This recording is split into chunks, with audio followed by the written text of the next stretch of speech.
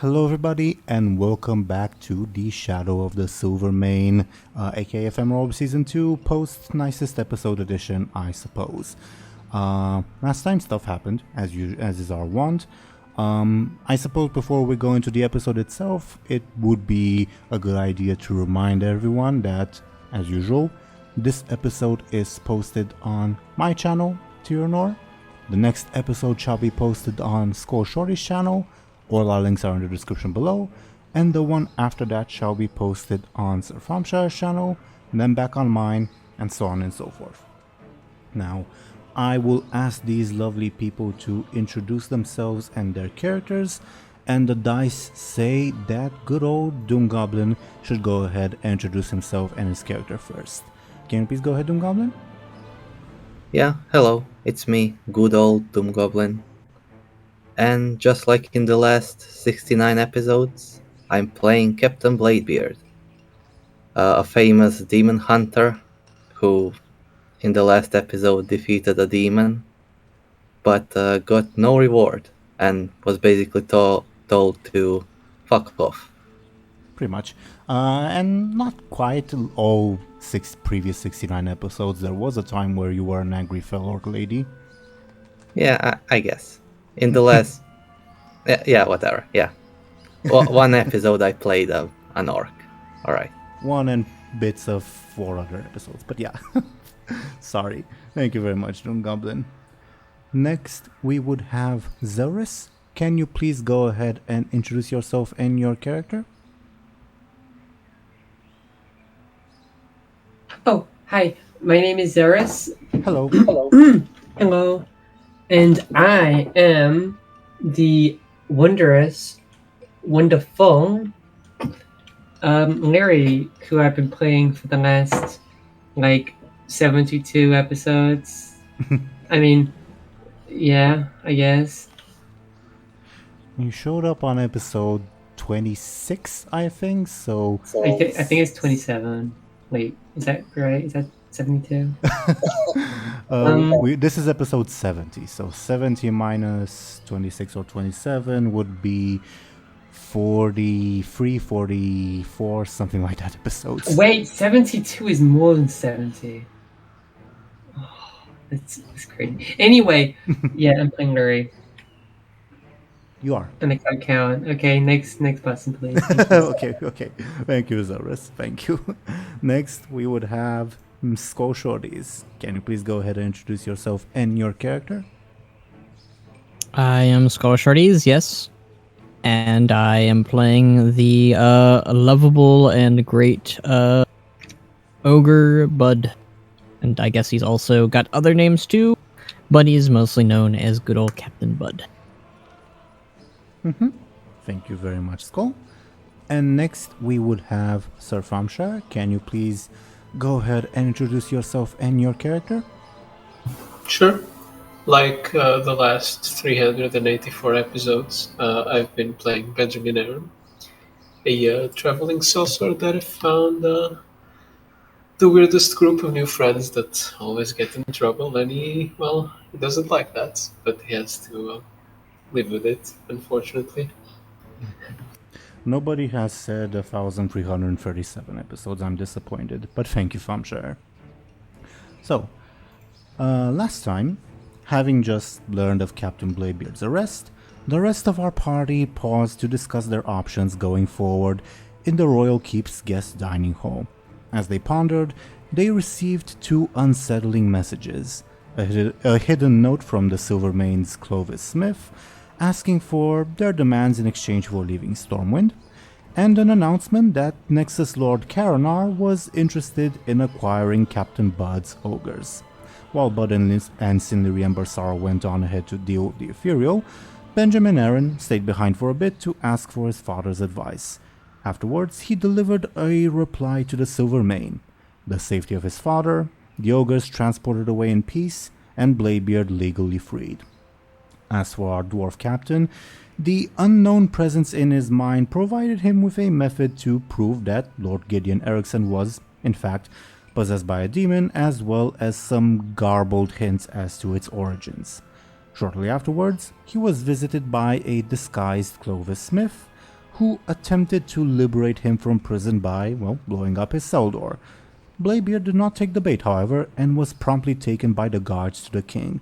He managed to convince the court to at least investigate Lord Erickson, and was able to uncover the hidden demon, the same Dreadlord who had tried to bargain with Buhd back on Golden Skoll, and above board you guys don't even know his name, funnily enough. After a brief battle, the Nafrazim was taken into custody and the dwarf was cleared of the charges against him, though with the warning that it would be best to depart Stormwind sooner rather than later. Bladebeard soon after reunited with Tamal and went off to rejoin his companions after ensuring his mother's safety. Meanwhile, Buhd and Lyri, soon joined by Benjamin, met with the Nexus Lord. In spite of the various exotic items and services he offered our heroes, Buhd and Benjamin were unwilling to sell any of the Gorduni ogres.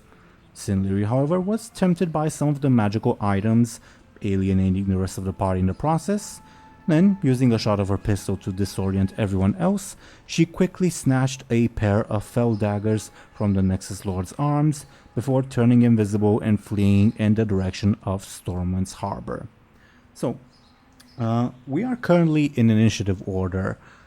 Now, initiative order, just to be clear, doesn't necessarily mean combat.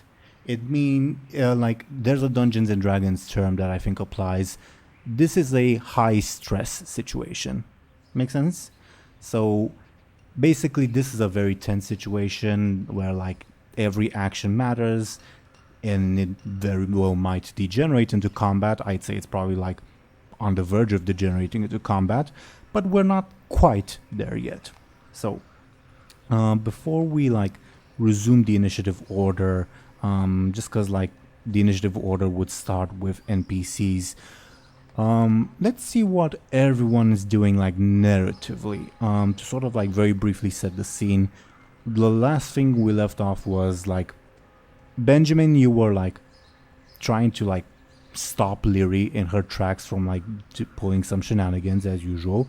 Then Lyri fired her pistol in your face, not doing any damage but disorienting you and everyone else, but mostly you.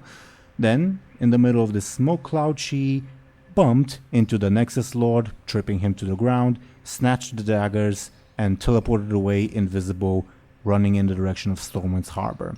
So, just before we go into proper actions and the initiative, what's everyone doing narratively again? I think I said Buhd was recovering from I don't think I don't remember if we said he was stunned or not.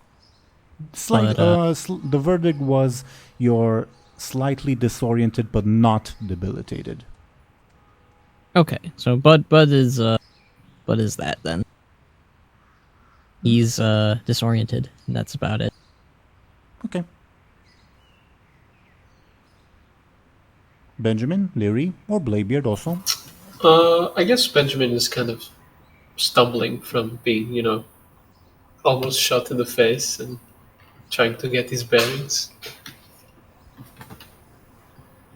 We established last time that you can sort of see vague outlines, well, mostly of Buhd because he's so big.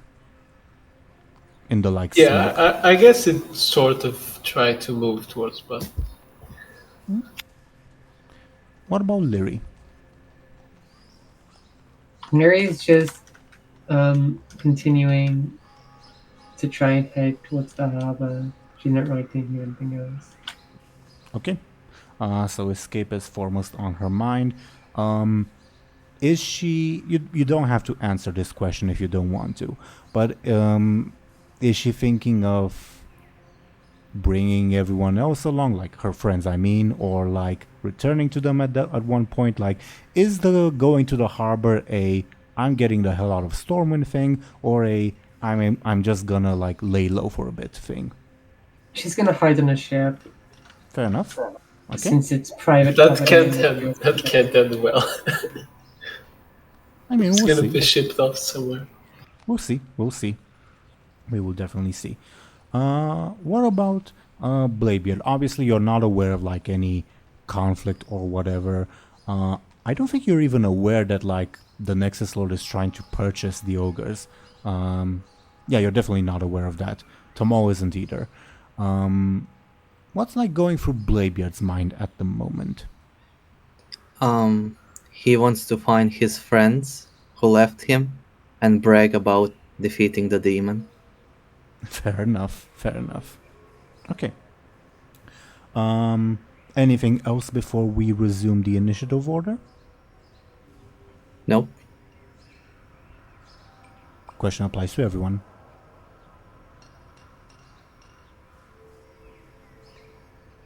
No. Okay. Do let me know if there's anything. Otherwise, we will continue with the initiative. The Nexus Lord, on his turn, will use his magic to dispel the smoke, like push it away. In terms of game mechanics, he'll try to create an advantage.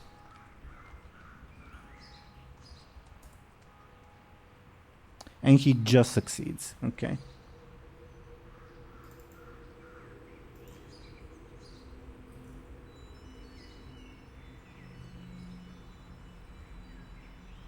Okay, so for everyone on the scene, also including Lyri, if you're like looking back, you see like this almost like cartoon-like cloud of smoke permeating the area suddenly be pushed away by a wave of arcane magic.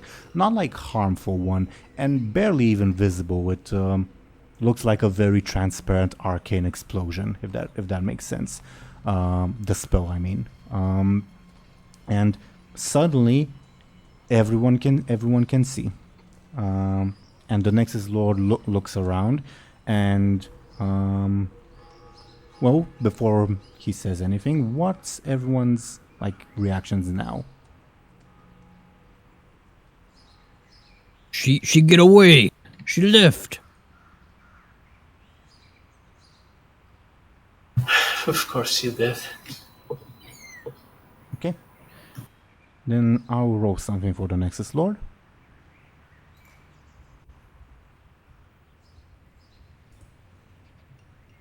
Okay, that's just enough to make it. He will turn his gaze to Subject 7 and not say anything. But Subject 7, now that it's his turn, will proceed in the direction of the Stormwind Harbor. That was what the roll was about. And you, like everyone on the scene, just like the Nexus Lord doesn't say anything. If you were to like carefully look at his expression, I guess you could say he looks slightly irate. But all you see is Subject 7 stepping robotically in the direction of the Stormwind Harbor, while the Nexus Lord just like dusts himself off. Any in-character reactions?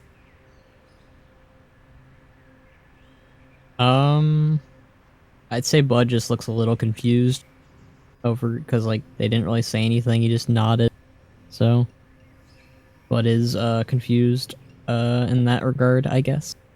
Mm-hmm. I'll get closer to Bud and just whisper to him. You should get inside the building, just in case the ethereal tries something funny.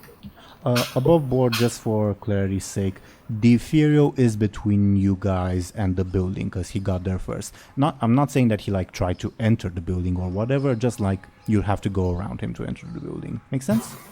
Yeah.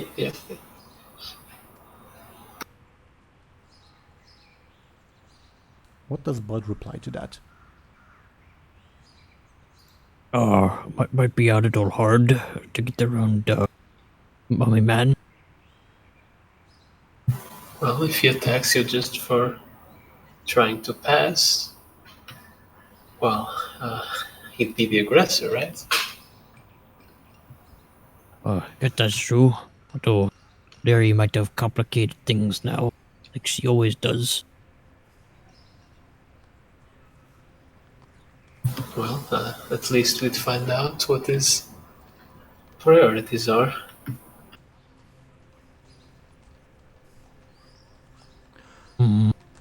On Subject 7's turn, he's going to roll a careful. Zelris, can you oppose with your sneaky? Does my stunt count from invisible? It does. Yeah, it does. It does. So I get a +2. Cool. 11. Okay. He failed with style. Well, you succeeded with style, rather. So you get an advantage instead of him, Zelris. Awesome. He was basically trying to like use his like mechanical appendages and all that to scan for you, but for whatever reason he's failing. I would say that you sort of get the inkling that he probably can like see through invisibility if he knows where to focus his gaze. It's just that he currently cannot find you. Okay? Yep. Do you have a name for the advantage?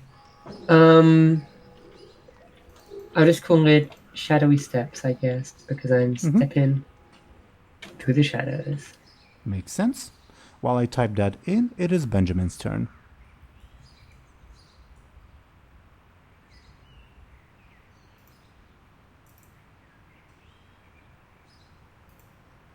Thompshire?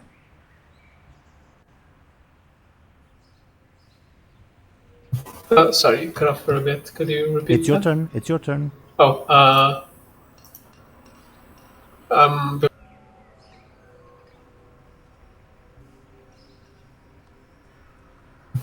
okay. I guess I'll try to create an advantage for now.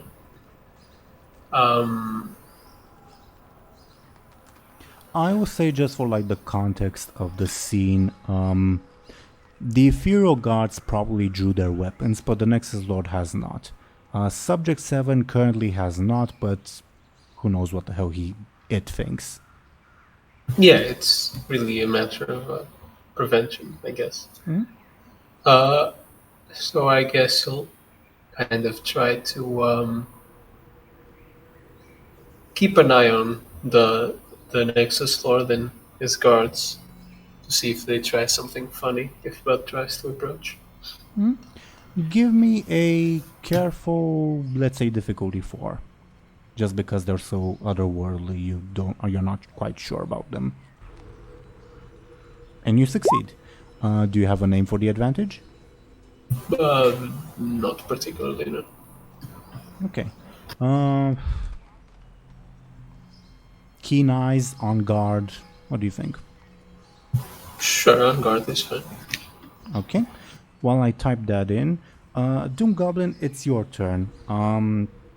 First of all, can you do me a favor and roll a quick, and I'll also roll to most quick, and we'll add them together to see how quickly you get to the scene.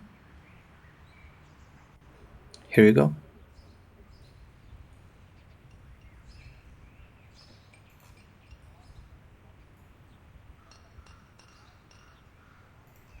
Okay, so okay, you will arrive on the scene about like 3 rounds from now. Okay.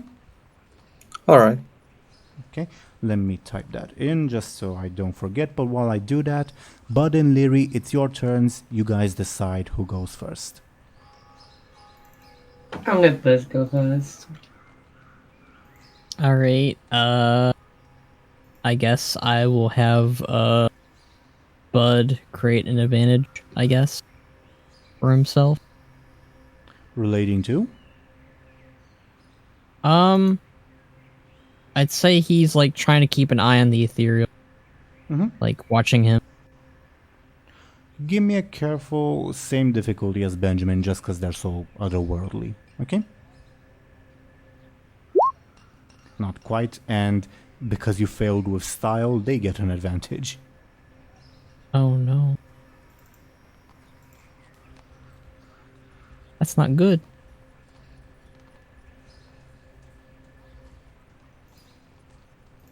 They are I don't. otherworldly creatures, and you have, like, you're really not sure of their intentions. Like, 2 of them drew their weapons, but the other 2 haven't, and that guy's going in a random direction, and what's this all about? You're very unsure. Okay. I mean, I don't think I'm gonna reroll for that. I think that's fine. Lyri? Lyri will proceed onwards Okay. Do you do anything in terms of game mechanics? If she can, I guess she'll be trying to like move through people. So if I can like, I don't know, turn that into an advantage, then sure. Yeah, sounds like a sneaky advantage. Give me a sneaky. Difficulty 8, I guess. Nope. Even with your stunt, not quite. Yeah, just a 7. Surprisingly, there's not quite that many people heading to the harbor right now, and that's probably why you're finding it a bit difficult. For narrative's sake, you do proceed in the direction of the harbor and reach like the little gatehouse that is separating the harbor from the rest of the city, where you see that there's basically a small checkpoint, not like let me put something on screen. Not like a very serious one, like there's no like, don't think of it like as a modern airport or whatever. It's just like some bored looking guards keeping watch over everything, and they will be headed by this gentleman. That is a render made by Thompshire. Remind me, Zelris, was Lyri there when Benjamin was like traveling around the city with Lady Elswith looking for the quote-unquote murderers? No, she caught up after they met this guy, I believe. Okay, fair enough. So Benjamin would recognize this guy, but you would not. Mm-hmm. Okay. Do you pass by them, or I'm guessing you don't interact with them? No, I pass by them. I don't interact with them at all. Fair enough. The ethereal guards will take a few steps in the direction of like the two of you, Bun and Benjamin. Not necessarily hostile, but rather they're like trying to interpose themselves between you guys and the Nexus Lord. But the Nexus Lord holds up a hand and they stop in their tracks. And he will then turn to you, the Nexus Lord, and he will ask, so is this how you Azerothians do business? Well, it's how Lyri does business specifically. Yeah. She a little crazy. Actually, a lot of crazy, actually. I can understand not being willing to go through with any deal I propose, though I find your fixation on not selling the ogres bizarre, but stealing from a Nexus Lord of the Ethereum is very ill-advised. Well, we no steal, but Lyri is a stealer. So, we no steal, but she steal. That is predicament. I see. So you disavow any relation with this Lyri? But we'll look over to Benjamin on that regard.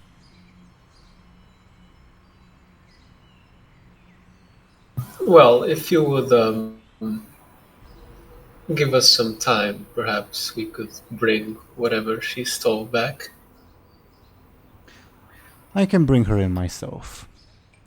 We shall be back, and well, let's just say that I'm still open to negotiations, but my patience has its limits. And the Nexus Lord will turn to follow Subject 7 in the direction of the Stormwind Harbor, joined by his two guards. Looks like Lyri really messed up this time. Just this time? Well, she do it a lot of times, but this time seems like more than usual. Well, I think I'd scale it as a number 2 to the Bladebeard incident. That was pretty bad. Well, that was an accident. This, well, isn't. Yeah. Oh, the Bladebeard one was worse, I think. Even if it was accidental. Well, I guess so. But, what now? Should we go help her, or are we not doing that this time?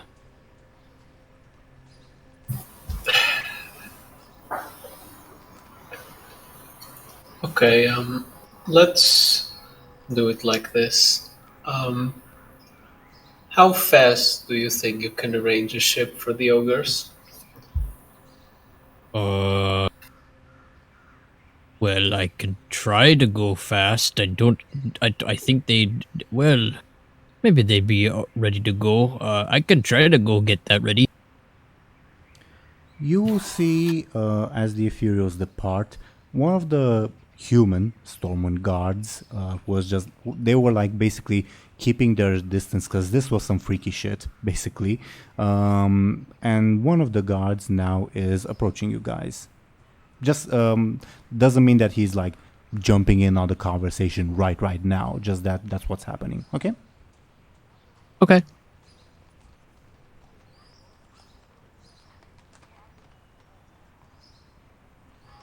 Yeah, he walks towards you guys, but he hasn't reached you guys yet. If you want to continue talking, I think I lost my train of thought.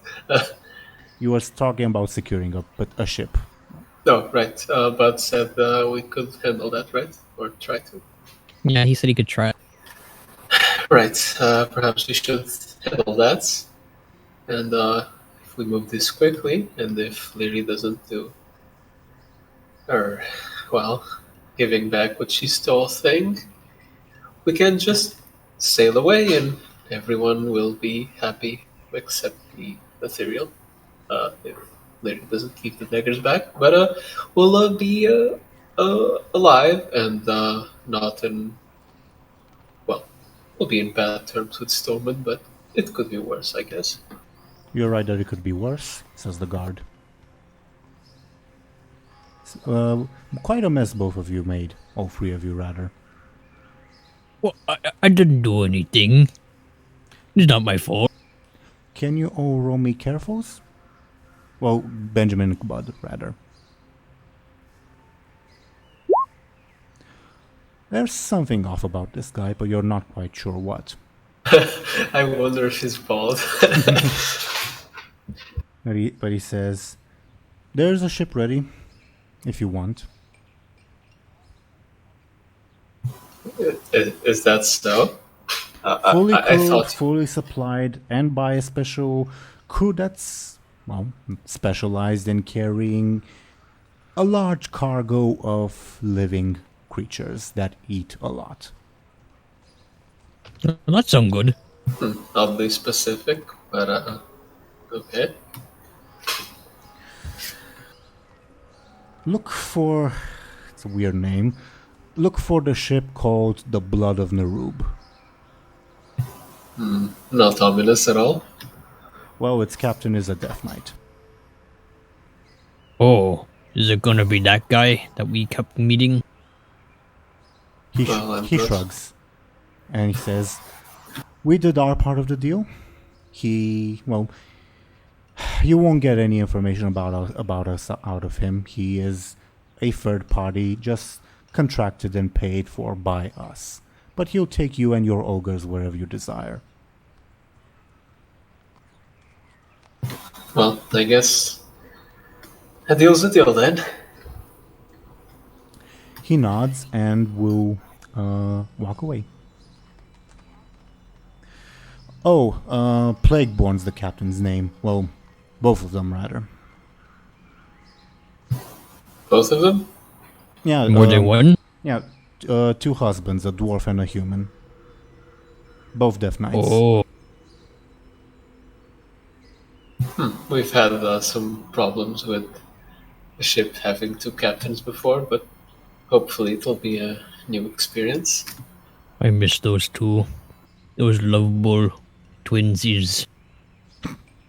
He does not say anything and just walks away. Well then, Bud, should we start moving them to the ship and then we fetch Bladebeard and Lyri, whatever they are doing? Are we gonna have to do another prison break for Bladebeard? I think at this point, by the way, because some time has passed, I think Bladebeard, DoomGoblin, you and Tomo would be entering the Cathedral District. Like, the rounds of combat were for, like, if combat broke out. Like, we'll continue the initiative order for Lyri, but everyone else is currently out of initiative order. Make sense? Alright. So, Bladebeard and Tomo, you guys enter the Cathedral District, and Bladebeard, you see Buhd and Benjamin talking about something in the distance. I'll try to get to them sneakily, and I'll tell Tamal to wait for a bit and then join us. As you wish, Captain. Do you guys, like Benjamin, Thompshire, Skoll, and DoomGoblin, would you like to do like an opposed sneaky versus careful rolls? Sure, why not? Yeah. I guess it'd be on edge after a mustachioed man just said some strange things. Bladebeard, roll your sneaky. Benjamin and Buhd, careful. And Benjamin, your stunt would apply for your careful. Tie between Benjamin and Bladebeard. Tie on an overcome means you succeed at a negative cost. Technically, it's Benjamin overcoming Bladebeard's sneaky. So, on a tie, Benjamin, you would succeed in spotting Bladebeard, but something negative would happen. Not sure what kind of bad thing could happen. I will let DoomGoblin decide, because it's technically between players, not between like a player and an NPC or an object. Or you can just choose not to see me. Yeah, you can What also... if I want to see you? I'll spend a fate point. Actually, no, this is just a dumb joke. So yeah, you can see me, sure. You do see that Bladebeard's trying to sneak, Benjamin. Speak of the devil. But DoomGoblin, do say what the negative thing is. Oh. I don't Maybe know. he gets like dust in his eyes or something. Who? Benjamin? Yeah.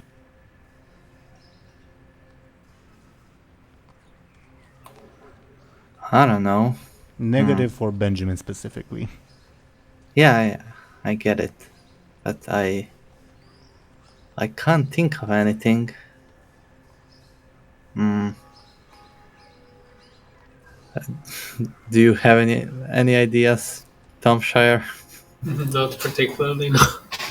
Well, you decided that you want something bad to happen. Look, fine, I don't see you then. Happy? No, I mean, if you have something fun in mind.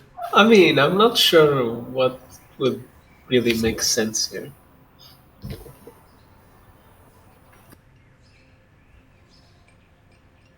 You fall and impale yourself on your own sword. You die. The end. I don't know. Yeah, I Wow. think that sounds fair. Damn. The end of Bladebeard. I mean, Benjamin. Do you want to come up with something, DM? I'm also thinking, obviously. I'm still thinking. Hum. I guess the most mundane situations are the hardest to figure out. Pretty much.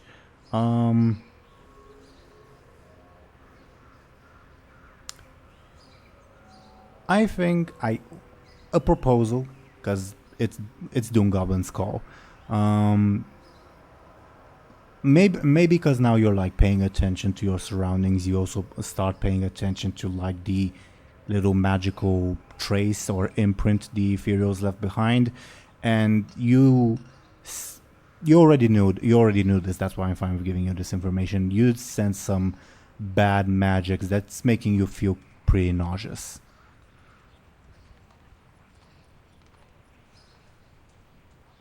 Okay, that's fair enough. Sure. Okay, so you do spot Bladebeard, you spot that he's sneaking around, but as you spot him, you start feeling dizzy and nauseous. Temporarily.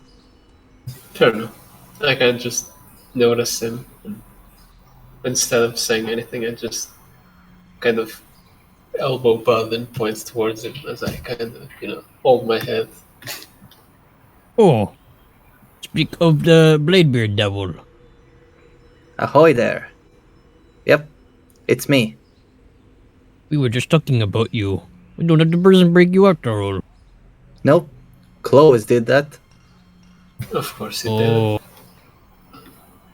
But instead of running, I stayed at the castle, and I convinced Varian that Gideon is a demon, and we fought side by side against him because that's what heroes do.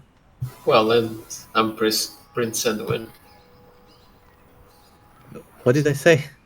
King Varian. Wait, Benjamin is a prince? No, King Varian and I. But, Look, never mind. Look, Bladebeard, we're leaving Stormwind.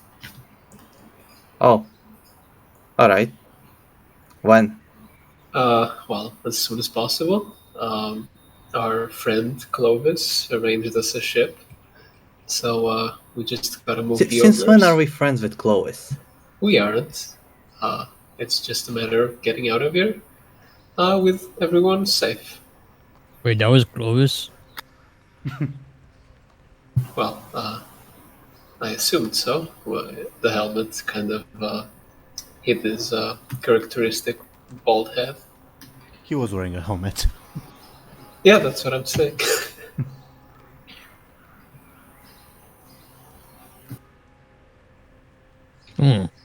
Well, yeah, we're leaving on the blood of, Naboo. Yeah, something along those lines.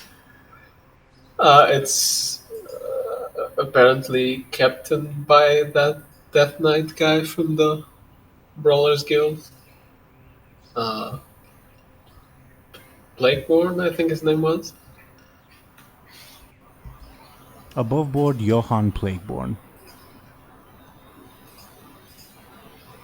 And Lyri got into trouble, so we gotta fetch her and throw her on the ship and sail away. Yeah, that's sort of what happens. Alright. You're not even curious what trouble she got into? Maybe that's No. for the best. Not really. I mean, what trouble did she get into this time? Well, Alright. You're the sneaky type, right? I can be, if I want to. Okay, so here's how we're gonna do this. Lyri stole some daggers from the ethereal prince guy. Do you remember him? Oh, Nexus Lord. Yeah, that. And she took him and fled towards the harbor, so that's sort of convenient considering the location. So let's do it like this. You'll go find Lyri, and then you toss her on the ship. And meanwhile, me and Buhd will move the ogres to the ship as well. And then, as soon as everyone's aboard, we just sail away. How's that? Yeah, I guess. Pretty good. Is that acceptable to you, Buhd? Unlike a plan. Although I really wanted to get a ship of my own while I was here. I guess sooner we leave this place, the better. Shall we check up on Lyri? Sure. Well, going back to the initiative order, because Lyri is definitely in a high stress situation. First off is the Nexus Lord, who will spend his turn rushing to get to the scene, so he won't get to act. Subject 7 will continue looking for you, Lyri, as you see that he's also like robotically marching in the direction of Stormwind Harbor. Can you give me a sneak and I'll oppose with his careful? Oh no, it's only a 6. Oh no! You critically failed your sneaky roll, so That's Can I use an advantage to reroll? Is that something I Yep, can do? definitely. All right, I use shadowy steps to reroll. Okay. 9. It's a bit better, I guess. It is better. I will use otherworldly creatures to make it a tie.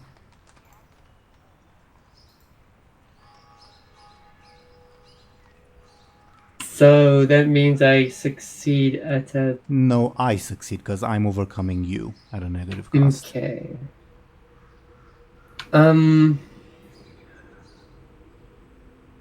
There's only...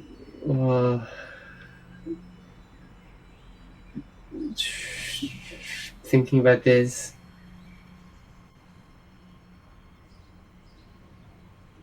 There's nothing I can do. All right. Okay. So basically, as you made your way past the checkpoint, and you're starting to probably like descend the stairs to the harbor itself, and as you turn to look around, you see this thing staring right at you, like boring its eyes into you, and you'll also see this Nexus Lord following on its trail. As for the negative thing that will happen, well, the guards at the checkpoint will stop Subject 7 because it's a weird mechanical orc thing, so that's a bit freaky. And the head guard person will say, hey, who are you? What are you doing here? And Subject 7 menacingly turns its head in the direction of this thing. Yeah, and I think it will try to kill him. Oh no.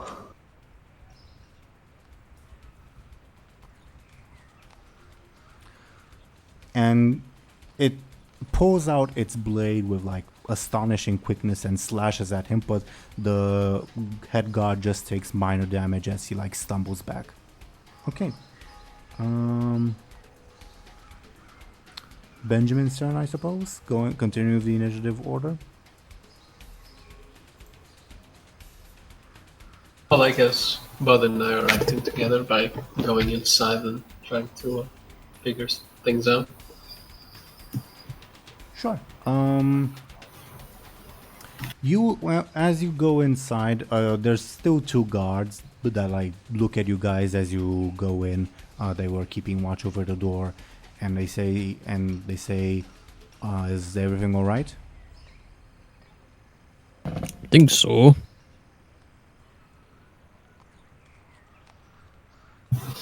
We're going to move the ogres towards the ship we got. Oh, all right.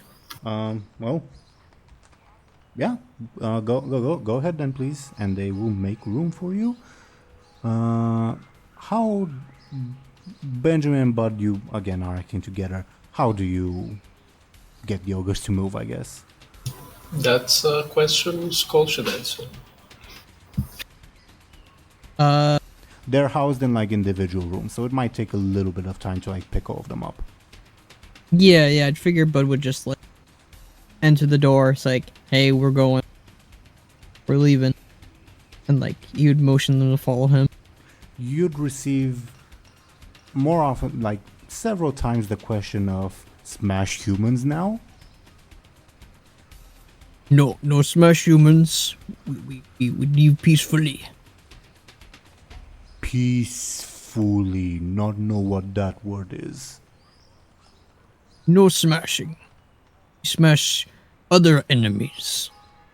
They all would look disappointed, but given the fact that you liberated them like several hours ago at most, they're still like in the they're still like in awe of you, so they will obey without question. That will take you guys a couple of turns. So while we check, well, Benjamin and Buhd, can both of you roll me flashes? And we'll take the average. Flashy being getting the ogres to like mobilize. Ouch. Okay. It'll take you 4 turns to mobilize the ogres. Okay. Bladebeard, what do you do on your turn? Does Tamal rejoin me? You told him to stay away, and that's what he's doing. Oh, I told him to come in a bit. I'll just motion him to come over. Then he would rejoin you. Oh, hey. I guess we are dealing with your old boss. He was about to say, you see, well, you don't, he doesn't have a mouth, sorry, but he was starting to say, greetings, and then you say, his old boss, and he turns around and starts walking away. Hey, where are you going? Elsewhere, Captain. Well, he ain't in this building. I can see that, but, you're better off not dealing with him. So, I am returning to the fancy castle, where I shall, goodbye. Hey. You don't need to fear him while I'm here. Captain, that only makes me fear him more. Huh? He's just a mummy. Like you. I don't see what's the fuss. Do you want, DoomGoblin, do you want to, give me, say, a flashy versus the most careful? Oh boy, I guess.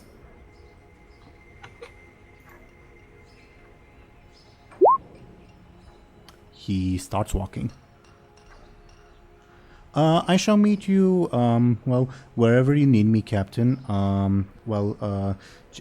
If you need the arcane dust solution, just fire a flare in the air. I'll be sure to get there, and we'll teleport to Area 52 as soon as you can blink. Very well. Okay. Goodbye, Captain. Yeah, wait. We are planning to leave town soon. But the dogs are there. I think that the best place to hide from him is to get on a ship and sail away, right? Give me your sneaky. All right, I'm not. You're hiding the fact that that's where the Nexus Lord went, is the thing. Or I'm not complaining of because of your choice of my approach, but yeah, sure.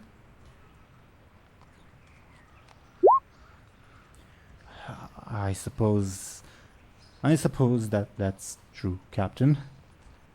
You see, he's very much more paranoid now. Like, he's constantly looking around, like, is he over there? Is he over there? Like, and he has his hands on his sword. You've clearly scared the shit out of him. Do we need to kill him? Will that make you feel better? Captain, you speak as if that's actually possible. Well, I tried a lot of impossible things and succeeded before. I suppose so, Captain, but not in this case. We'll see. That was a good joke, though. I believe this is the first time I've laughed since I have joined your crew, Captain. Well, you'll see when I'm gonna laugh. When I'm wearing his crown. Or whatever that hat is. He continues laughing out loud at you. Alright. Mark my words. You'll see. And I would like to join the others in the ogre building. Okay, so you're not doing what they asked you to do, but okay. Nope. Let's continue with the narrative, just because I'm curious where this is going. Bladebeard enters the building. Benjamin and Buhd, you probably see this. Hey guys. Oh, you found Lyri already? Nope. Then what are you doing here? I just remembered something. You guys fucking left me to fight a demon alone. Well, you fought the demon because you wanted to. I'm Well, not sure what your point I- is.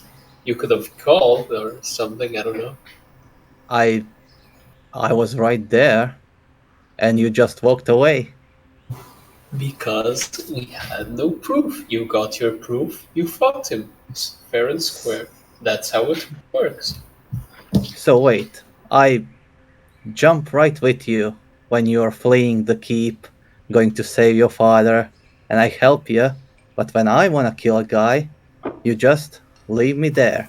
Look, let's draw a line between running away and killing a guy, especially because when I ran away, I didn't ask for help. It was appreciated, but I didn't ask it.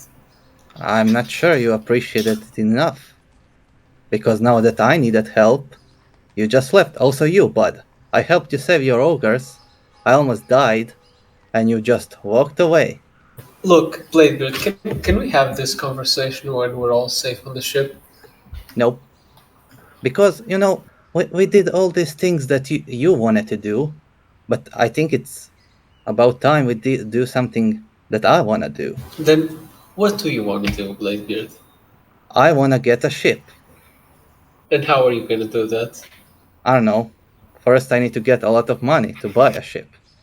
Okay, thing is, we can't stay here anymore, or we'll probably be murdered in our sleep, because I accepted the deal from the Clovis guy to 1, get you out safely, and 2, get the ogres out safely, and 3, keep my dad safe. So if we don't leave, goodbye those things.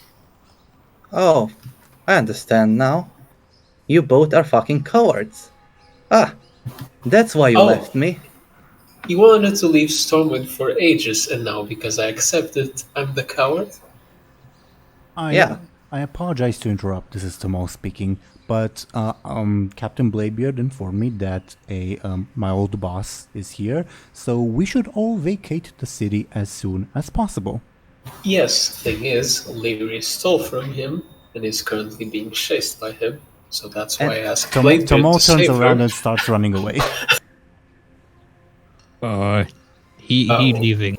What's with him? He's just scared of his old boss. But I'm not. I say we kill him and take all his riches. Look, Bladebeard, we can just Lyri is our start friend. murdering. We need to defend her. And I'm not saying we shouldn't, I'm saying we should take her away so that we avoid more conflict. Okay? So you just wanna run away. Like cowards. Exactly. What do you say, Buhd? Do you wanna just Well- run away? I want what's best for my ogres right now. And the And- best for your ogres is to leave without conflict. Well, who helped you save those ogres? Well, all of you guys did, but So I did now too. you don't wanna help me or Lyri? well, Where Lyri, do we... Sorry, go ahead. well, Lyri create problem on her own and also wanted to sell the ogres, so things are complicated with her. And well, we do things your way a lot, and it usually goes pretty bad. So I don't see it that way. And again, as I said, we want to help Lyri. We just don't want to be creating more trouble by attacking the Nexus Lord guy. I think attacking him would solve a lot of trouble. And what if he's stronger than you expect, like that guy who beat us to a pulp at the entrance of the Brawlers Guild? What then? I don't know. Guess we'll see. What's the point of planning if we don't know all the facts? Look, and if we'll see what happens to the ogres, what happens to Lyri, and what happens to us.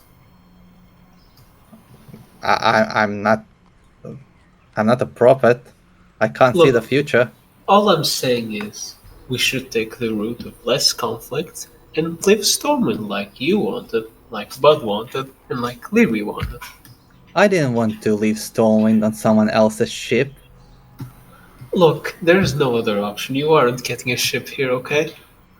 There are a million other options, and Well, I don't not like anymore, yours. unless you want to see your mom strung up on some spike outside.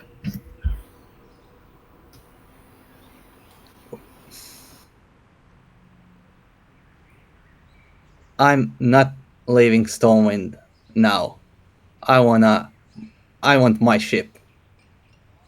Look, then figure it out. You have, I don't know, 20 minutes. Figure out a ship. Legitimately, I don't care. If you find it, we'll use that ship. If you don't, we'll just leave with the guy we're appointed with, okay? But you owe me. Both of you owe me. How do I owe you? We've helped each I other for all this journey. This isn't about owing each other, okay? Yeah, it is. I helped you save your father. I got you a griffin, right? You did, and I am thankful for that. So I what? don't see that you're thankful. You don't seem very thankful. You seem very selfish and cowardly. By the way, this is like adding to the turn timer of like you guys picking up the ogres. Can we work this out later? It seems like a really bad time to talk about this stuff. I think this is the best time to talk about this stuff. You're just about to leave, and I don't want to leave. Well, then stay, and we go. After I helped you save your people, you just want to leave me again? I want to take my people away to safety, and you are in that way. That's selfish too. I'm selfish. After helping you save the ogres. That's what Really? friends do. Well, We don't do fri- things for favors. Well, you're my friends, right? Why can't you help me with my thing now? Look, if you're playing this card, Bladebeard, how many times did we run behind you when you disappeared to Westfall or whatever? Well, because you're my friends, and you helped me. Exactly. And It's now you can not help me a again. matter of owing people, okay? Alright, you don't owe me. But Think- you're my friends. Bladebeard, I know. Think, but just for a moment, think as a group. Think of the circumstances. Yeah. We've got this group of ogres to take care of. We've got an organization running behind us that wants us out. Oh wow, and basically we beat every member of that organization that we came in contact to. They're fucking weak. If that's the case, why are they still so powerful? No, they ain't. With that? Oh, I if they aren't defeated their boss, powerful, they the can demon. get a ship like 10 minutes after I asked for one? Is that not being powerful? Nope.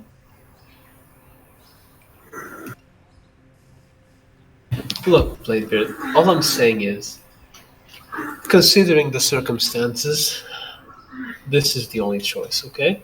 And I'm just trying to keep everyone safe.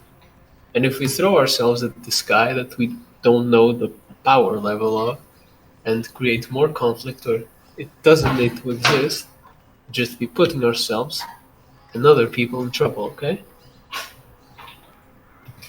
Alright. Let's do it your way, like we always do. No one cares what old Bladebeard wants. Let's just do all your stuff. Well, if we get you a ship someday, we get you a ship someday. Just bad time right now.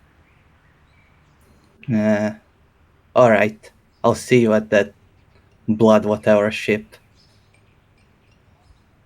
So, okay, let's continue the plan as we discussed before, okay? Yeah, sure. Good. Okay. Above board, it was 4 turns until Benjamin and Buhd are done with the ogres. Now it'll be 6 turns. Oof. Okay.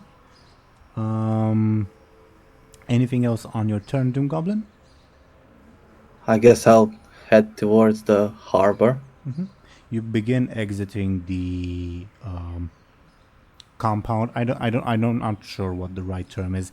It's basically like a hotel that the military took over. But anyway. Buhd and Lyri, it's your turns. Buhd, you're busy with the ogres, but if you'd like to do anything else, do let me know, okay? I'd say Bud's back to business of working with getting the ogres out of there. That's all his brains on right now. Lyri? Lyri will scan the docks to see the scenario, how many ships there are, where they are, etc., etc. Give me a careful, and according to your role, I'll give you more or less information, okay? Okay. There are 6 ships.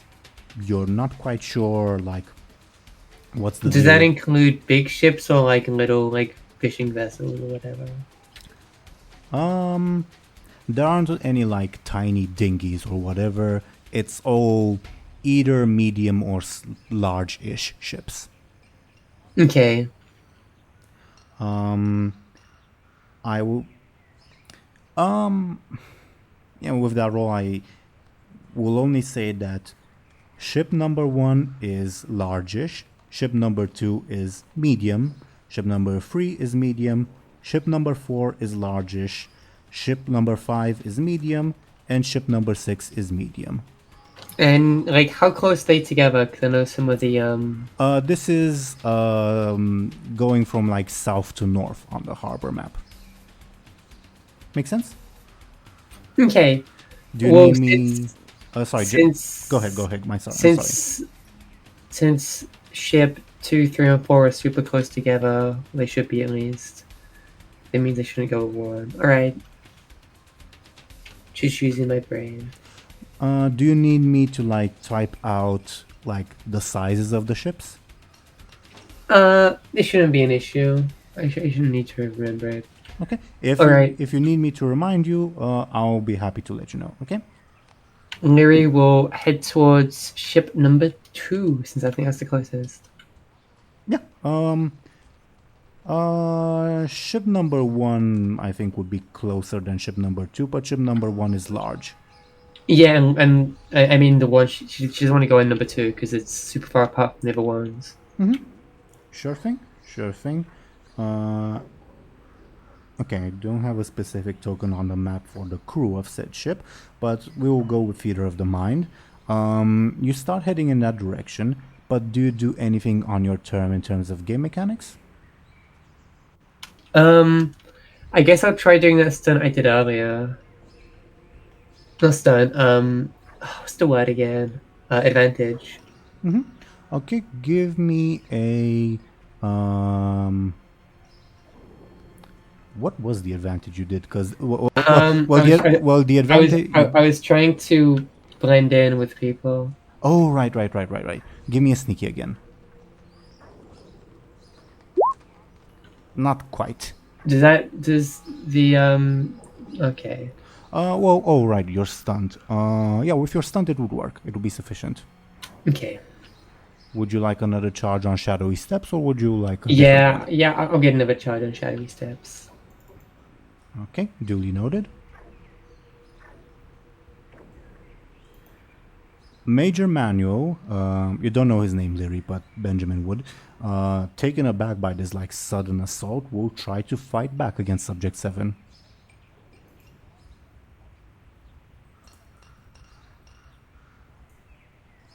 And fail absolutely miserably. I'll give Subject 7 the advantage of unnatural movements, I guess. He's very unpredictable.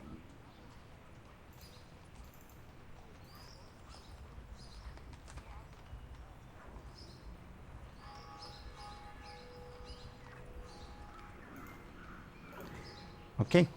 The Ephemeral Guards' turn, they will assault the Stormwind Guards.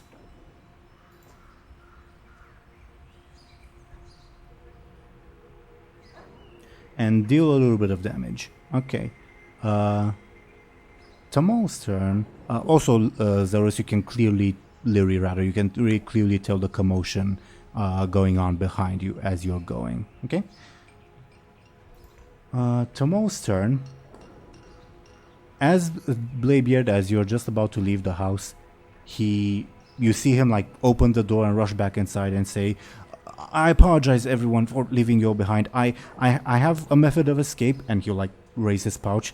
"We can all go now. Come on." To the Netherstorm. You know that he said Area 52, not Netherstorm. Oh, to this Area 52 place, right? Safe place. Yes, it's a safe place. Outside the influence of the Ethereum. Right, I'm not going to the Outlands, sorry. Do you know where Area 52 is above board? Didn't he say it was in the Outlands or the Netherstorm at some point? I don't know. He did not. He just said Area 52. Okay. That sounds shady. I'm not sure about that. I don't know if you could teleport all my ogres. He like lifts the pouch. I think I have enough dust. It might be a bit of a more difficult spell, but not impossible. And given the circumstances, I don't know if we have much choice. And where is this Area 52? It's in what do you Azerothians call it? I'm gonna roll Tomo's careful to see if he can describe it in good terms for you guys. Well, good terms as in like accurate terms, I should say.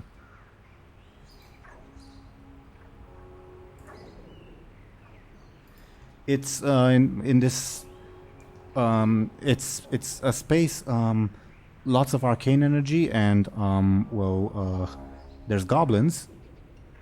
That's something you Azerothians can relate to, yes? I don't especially relate to goblins, no. Oh, Booty Bay? Sure, I guess. Well, I don't remember Buhd Bay being especially arcane. Is Booty Bay what you Azerothians call Area 52? I suppose so. Well, at any rate, I don't believe we have a choice, do we? We do. Why wouldn't we? We do have a choice? Wait, Sure. Benjamin, you just said that we don't have a choice. We need to get the fastest route out of this city, right? Yeah, but we can just teleport a bunch of ogres to some place that could be way further away from where we're trying to go and without means of transportation.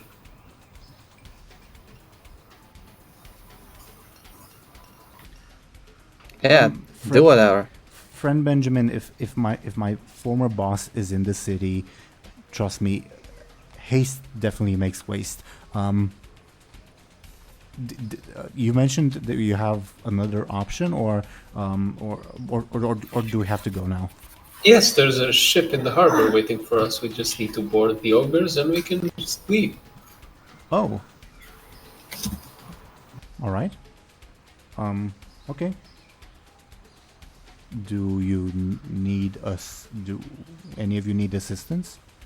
Well, we're gathering the ogres while Bladebeard finds Lyri and tosses her onto the ship. Above board, who would you guys like Tomo to assist, Bladebeard or Benjamin and Buhd? Regarding Benjamin and Buhd, he can potentially speed up the acquisition of ogres. Regarding Bladebeard, he's obviously a companion that you can order around. Yeah, probably not Bladebeard because his boss is there, so I guess we'd have him help me and Buhd. Yeah, 6 tons is a lot of time. It's just my opinion now. Fair enough.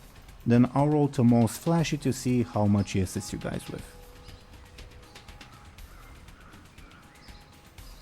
That was an average. You guys had an average of 1, 4, 3. Okay, he will take 3 turns off your guys' timer. Oh, that's a lot. Okay, that was his turn. The Stormwind guards will attempt to fight back against the 2 Ethereal guards. Let's see how that goes.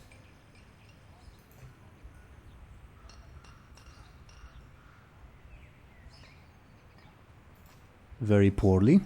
This is how it goes.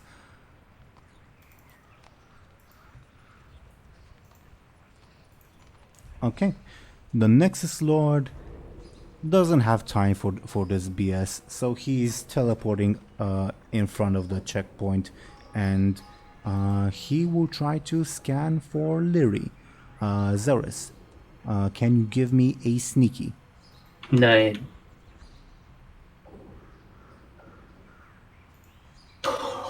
God. Okay. Oh no. Why do you say, oh no, you won? I mean, it was close though. Yeah, I'll use your consequence to improve my roll by 2. Uh-huh. Meaning he succeeds at a negative cost.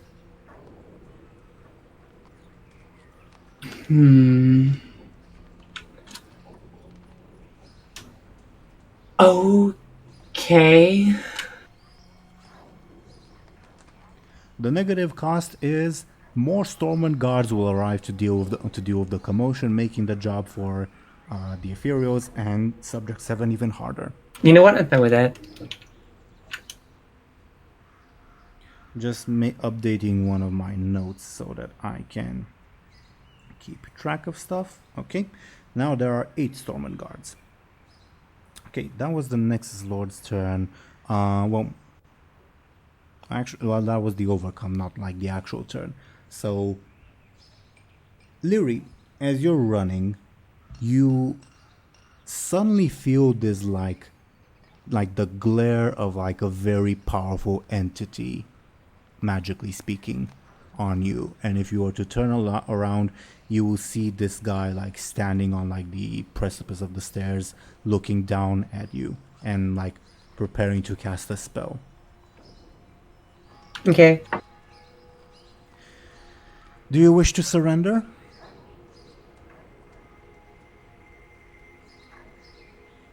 Surrender? I've done nothing wrong. Okay, then he'll use his turn to attack you. Okay. He will unleash a blast of arcane and void energy. How do you defend yourself? When Lyri was walking through crowds of people, she's gonna stand behind them so they take the hit for her. Oh wow. No comment. Okay. Yeah, that's a sneaky defense.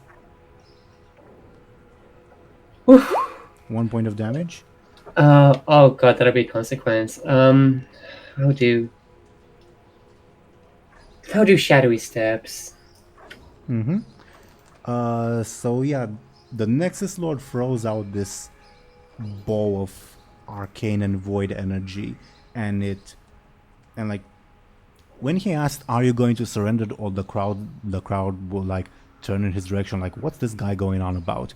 And then the crowd heard your voice among them saying, "You've done nothing wrong," and they're looking around because you're still technically invisible. Like, who said that? And like to like an outside perspective, it just looks like the Nexus Lord assaulted a bunch of innocent civilians as he unleashes a bolt of arcane and void energy that generates this big explosion that probably like kills 4 of them at once as like, the civilians start bolting in all directions. Oh, cool! This is awesome. Yeah, you definitely get like the bad vibes from his magic, but you're safe for the moment. Okay. Subject 7 will try to kill Major Manuel.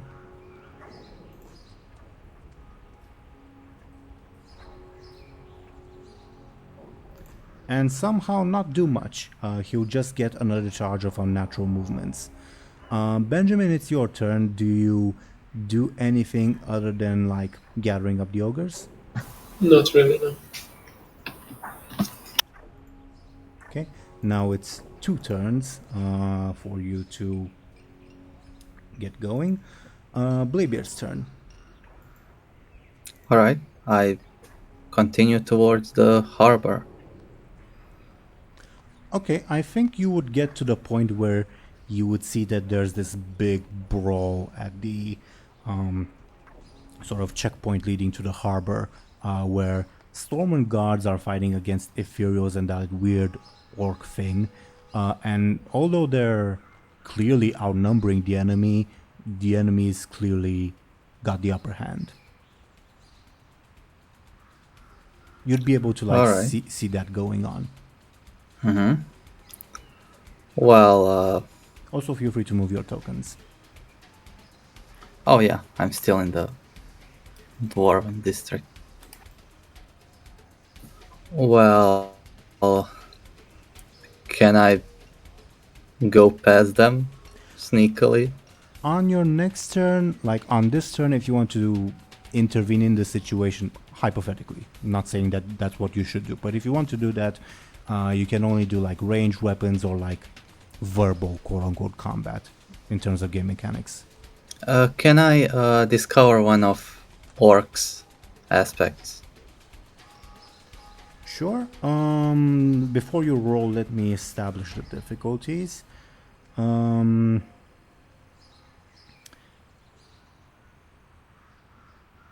Oh, if you're careful, it'll be difficulty 2 for its high concept, 4 for its tertiary, and 6 for its trouble.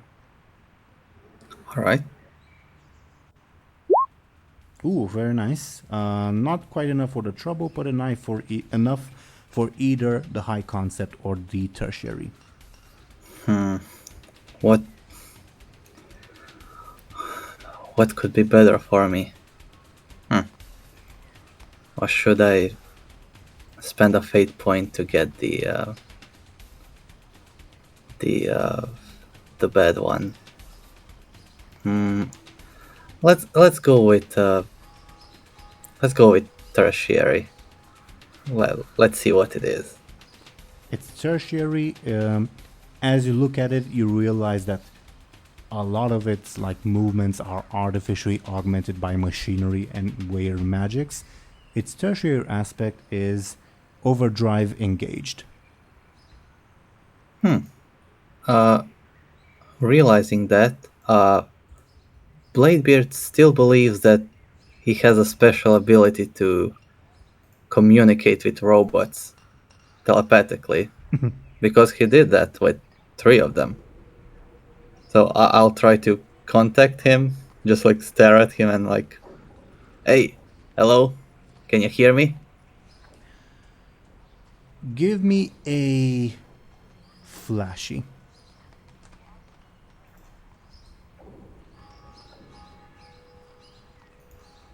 Nothing happens. I'll Well, nothing. Well, like he continues fighting as if he didn't hear you, but Bladebeard's free to come to his own conclusions. I'm gonna ask the weird entity creature in my brain. I know at some point I was able to control robots and even undead at some point, I believe. Can I somehow get a control of this guy? And I'm using my stun to ask him. I gotcha.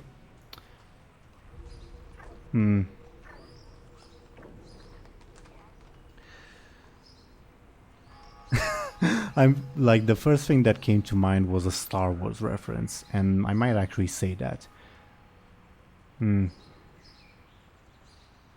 Yeah, I think that's an accurate enough answer. Train yourself to let go of everything you fear to lose.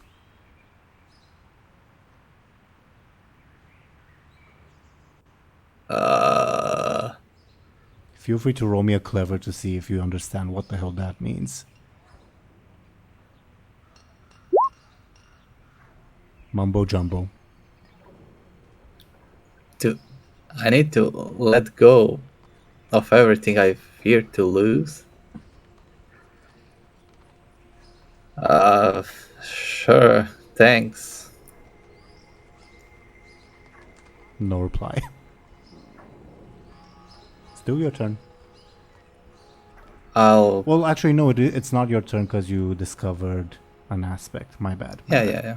I'll just continue towards the chaos. Buhd and Lyri. Buhd, do you do anything other than continue gathering the ogres? will be what Buhd is doing still. Okay. Lyri? How close is next lord to me? Like 10 meters, 15 meters, something around that. Okay, he's a little far away from me. Mhm. Lyri will. Just for reference, like you can determine that he's definitely in range for like his arcane attacks, but he's not in range to like punch you or anything. Lyri, since I think she's still invisible at this point, I don't think she's done anything to make it go away. Correct. She's going to use that advantage to keep running through the crowds to not only blend in but force the Nexus Lord's hand and making an enemy of the state by continuing his attack.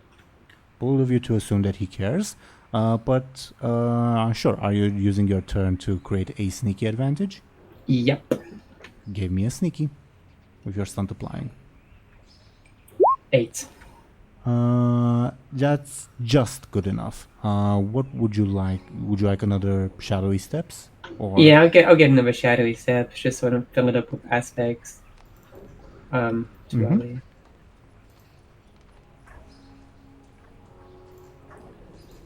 Duly noted. Major Manuel will continue his duel with Subject 7.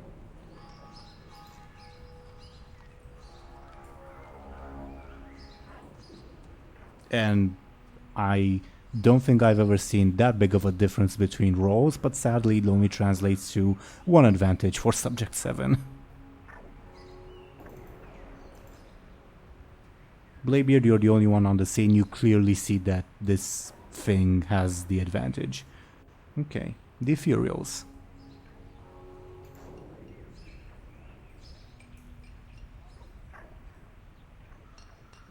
Will only create an advantage. Tomo will spend his turn aiding Benjamin and Buhd, and the Stormwind guards will fight back against the Ethereals.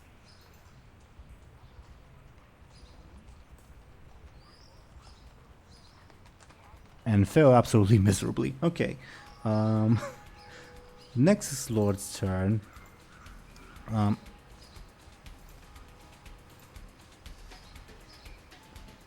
Lyri, give me another sneaky versus his careful, but your stunt will not apply just because he already has a general idea of where you are. Make sense? Yeah, that's fair.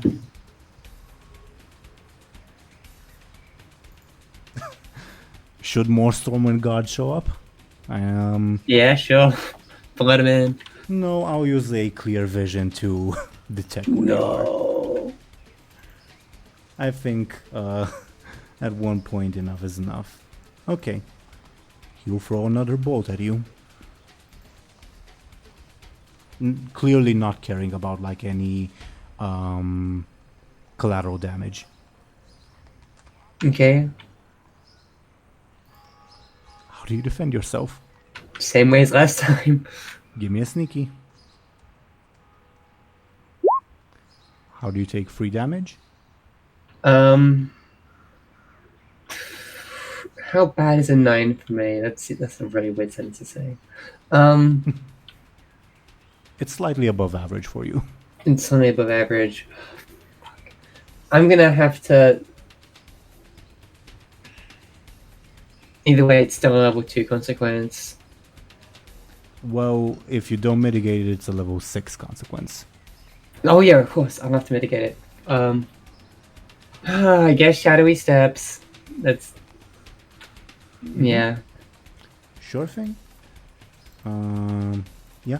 You barely avoid the worst of it, but still get caught in like the blast radius as the Nexus Lord just recklessly kills innocent civilians just because they're in his way. Your level 2 consequence will be touch of otherworldly forces. Okay. Which doesn't even fit on your thing, but oh well. We get the gist. Subject 7 will continue his duel. Its duel, rather.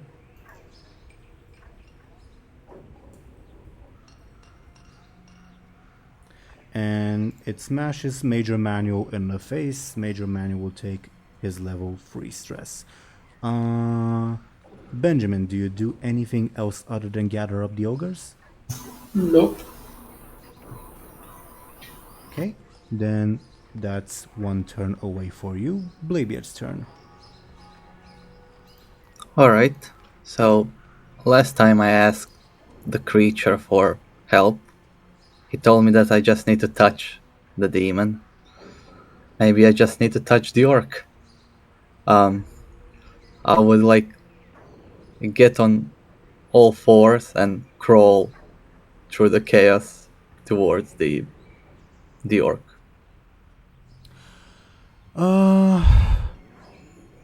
Give me a sneaky and I'll oppose with it's careful.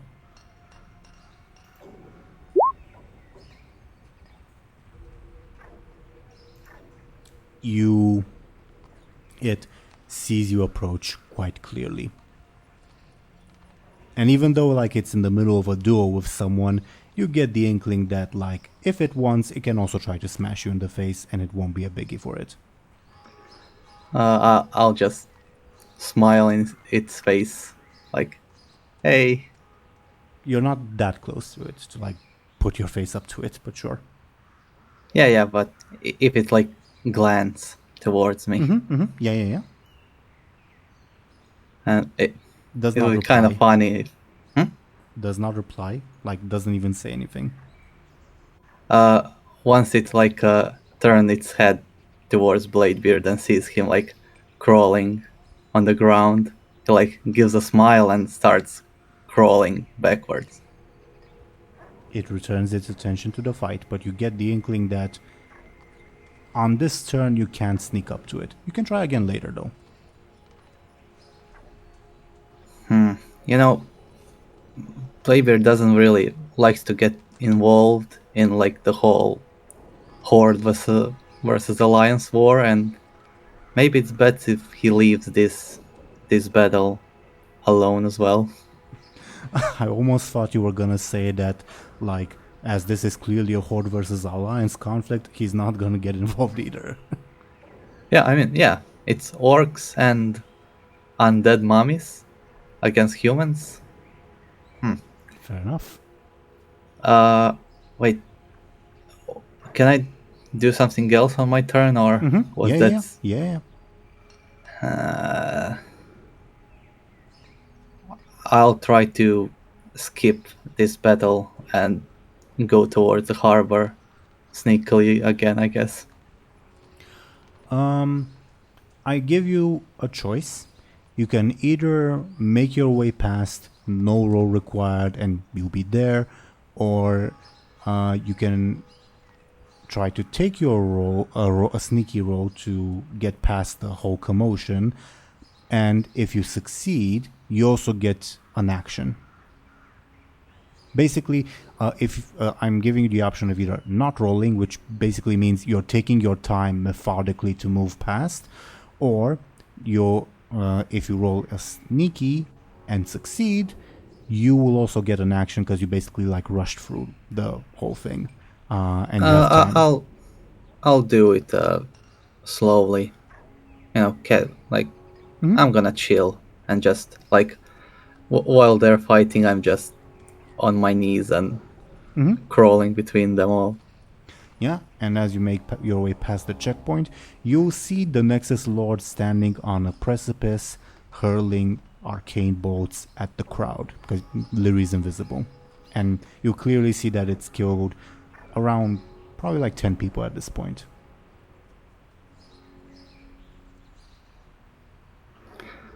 Alright.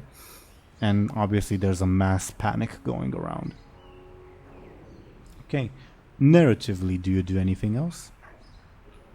Can I talk with him?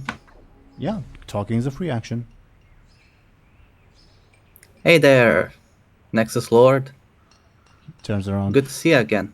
Captain Bladebeard. Good to see you as well. I apologize, I'm a bit preoccupied at the moment, and, well, I had a proposition for you, but apparently you didn't, it wasn't you who was the owner of said property. Can we talk a little bit later? I'm busy obliterating a thief at the moment. Lyri, I believe. Yes? I think so? A elven girl, a black and white hair. I don't know what that is. Narratively, he's like conjuring a spell at the moment. You know, I can get you both ogres and her pretty easily. Oh? Yeah, remember that little thingy that you gave me on Golden Skull that allows me to call ya, right? Oh, yes. Above board, you smashed it. Yeah, I lost it. But if you gave me another one, you know, I can call you once both the ogres and Lyri are in the same place. And you just take them and go away. And of course, you pay me for my services. Above board, are you lying? Yeah. So above board, you're Yeah, lying. can I? Yeah, I'll use my stunt even, Hmm? if that's all right. Yeah, definitely. I think he will stop casting the spell and turn to you and say, "Well, you've been a trusty business partner so far, Mr. Bladebeard. I'd be honored to continue doing business with you."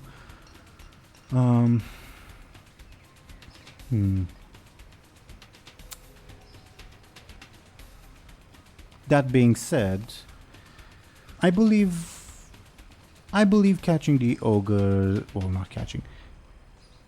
I believe we'd be most agreeable to the offer of retrieving the ogres, of course, but the thief is just there. One more hit and I think I can kill it. Well, and I see you killed quite a lot of people here.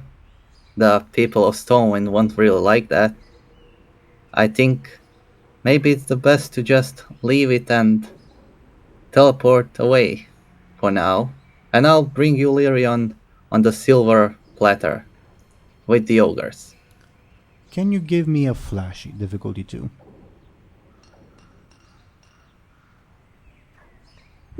Okay. He says, I always knew you were a reliable business partner, Captain Bladebeard. Very well. And he will... You see that he starts conjuring a spell, and above board, not DoomGoblin, Bladebeard wasn't on the scene, but it's the spell where he like creates a mini portal. Do you allow him to continue casting Bladebeard? Yeah. Creates a mini portal and pops his hand into it and retrieves again a small cube that he like walks up to you, kneels down and hands to you. Press the button once again and we'll be in contact. Great. Just make sure you bring a lot of money or valuable stuff. Certainly. We can discuss your preferred method of payment, of course. Are you interested in more crystals, artifacts, or what do you Azerothians use as money? Dung beetles? Gold. It grows under the earth. How base? Interesting. Well, I think that can be arranged. The more, the better. But yeah, we'll be in touch. All right. Very well. And above board, the Ethereals would probably like to concede the fight, I guess, because Bladebeard convinced them. Congrats on that, DoomGoblin. Yeah, I'm a genius. There, no doubt about it. So, what they would like to happen is the Nexus Lord would teleport into the middle of the scuffle and then teleport all of his people somewhere else. You don't know where. Probably not in Stormwind. Any objections to that? Not from me. Zelris, do you have any objections? Because technically you're also in combat with him. No objections. Okay. The Stormwind guards also won't have any objections because they would like not to be butchered anymore. So yeah. As he hands this little cube to you, he says, "I look forward to doing business with you again, Mr. Bladebeard. Our transactions have been ever so profitable in the past." And you can not see, but like, if that face could smile, it would be smiling right now. He really likes you, Bladebeard. And before your eyes, you see a flash of purple-looking energy as the Nexus Lord teleports in the midst of like the combat. And then a couple seconds later, more flashes as the Ethereals and Subject 7 vanish away. Amazing. And all it took was about 10 civilian casualties and 2 wounded soldiers rather.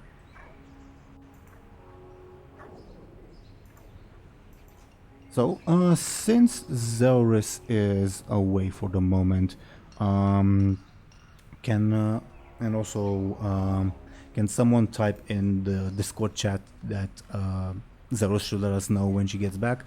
But other than that, since she's away for the moment, shall we check up? Oh, welcome back, Zelris. TLDR, combat's over. Okay. Let's check up on Benjamin and Buhd. What do you guys think? I think you guys and Tomo would have finished rounding up the ogres, and as probably like you're beginning to exit the what's the word I'm looking for? Oh, never mind. The hotel. You Barracks? I don't know. well, they were in a hotel that was turned by the military into like temporary lodgings. But basically, as you guys exit the hotel, you see crowds of panicked people running away from the harbor and spilling into the cathedral district. And you also see like guards rushing in from other parts of the city towards the harbor, and like it's general mayhem pretty much.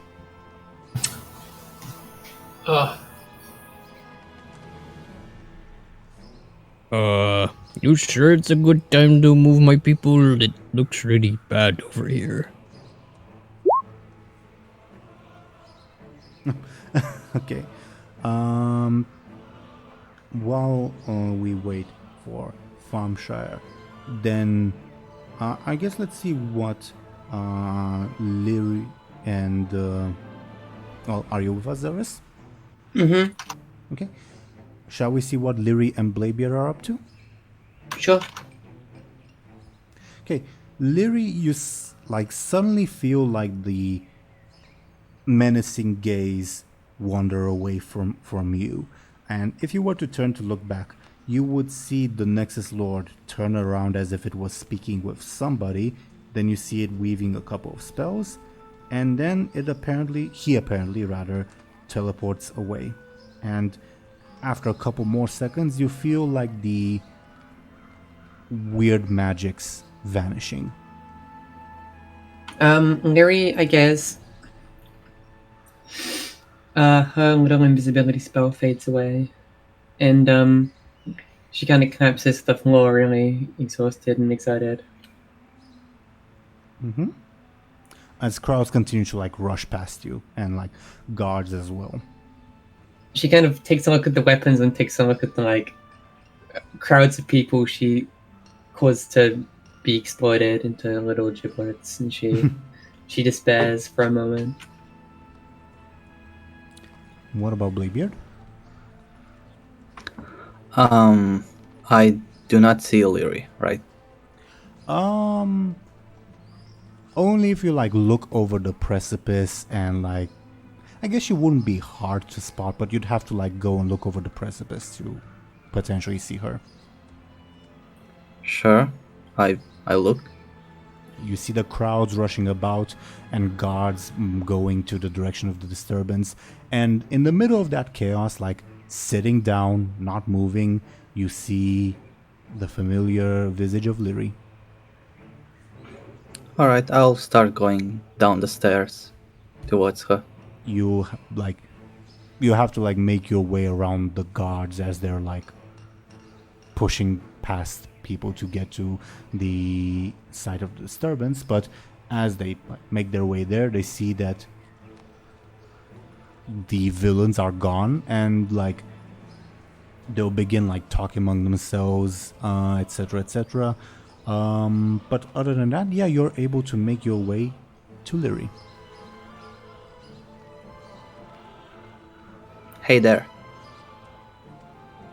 Lyri's just gazing at her weapons and not saying anything. You might be surprised I'm not in jail. Lyri kind of looks up, but she's shaking really bad.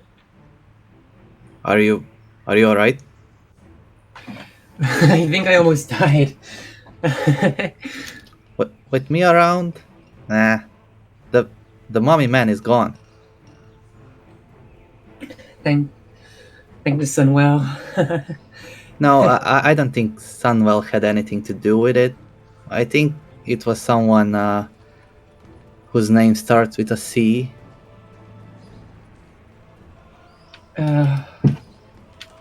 Clovis? No, me, Captain Bladebeard. Okay. Okay. Lyri's eyes are kind of glazed over. So, what you stole from him? Mm-hmm. What did you take? Nothing? He seemed pretty angry. I doubt you stole nothing. Well, honor amongst thieves and all. You better, Lyri kind of gets distracted every couple words, noticing the dead bodies paddling around her. Above board, sorry to interrupt. One of the ears of my headphones just died, so I might have to interrupt everything because in case the other ear dies, because I won't be able to hear anyone. Okay. Oh, But keep going, I'll let you know if that happens. Well, Lyri will show Bladebeard, I guess, a little flash of the dagger she stole.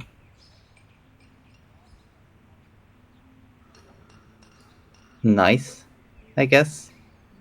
But don't worry, he'll not come after you. Okay. Unless I tell him to. Lyri kind of stares at Bladebeard, an expressionless face. But don't worry about it. Of course I'm not gonna call him. Let's join the others. And I pat her head. Lyri lets him do this and kind of emotionlessly gets up and waits to follow Bladebeard, I guess. By the way, so I was in my cell, and then Chloe came, and I start talking about what happened. Mm-hmm. And then there was this demon, and King Varian. Yeah. It was awesome. I did most of the work. King Varian was just there watching. Yeah. I'm the hero of Stormwind. What can I say? Sounds like it. Sounds like you are the hero of Stormwind.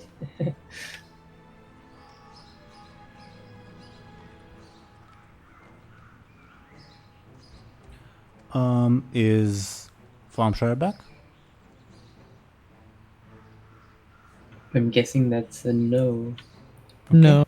I'm Okay. Then continuing on with Bladebeard and Lyri. Where do you guys head? Up the stairs or into the harbor? Up the stairs. Okay. Then you will see the guards talking among themselves, and one of them like rushes towards you as they see you approach and says, "Stay back, citizen. This is a crime scene. Do not approach." Lyri, I guess, shows her wounds and kind of says in like a dead voice, We have a wounded one here. Get her to the cathedral now.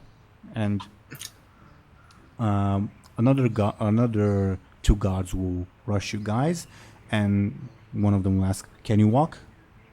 Yeah, barely. I can get to the cathedral district just fine. They will try to like grab you by the arms to support you. I'll let them do that. I'll let them drag me to the cathedral district. Okay. What do you do, Bladebeard? Can I come with? I'm her uncle. The guards just look at you like WTF.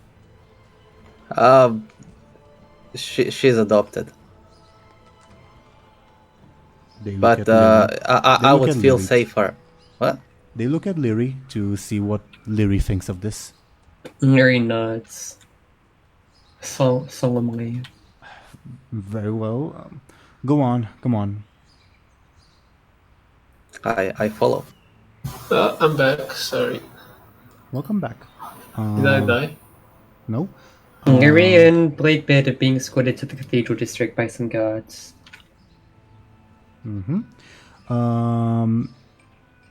Anything else, Bladebeard and Lyri, before we check up on Benjamin and Buhd? Nah.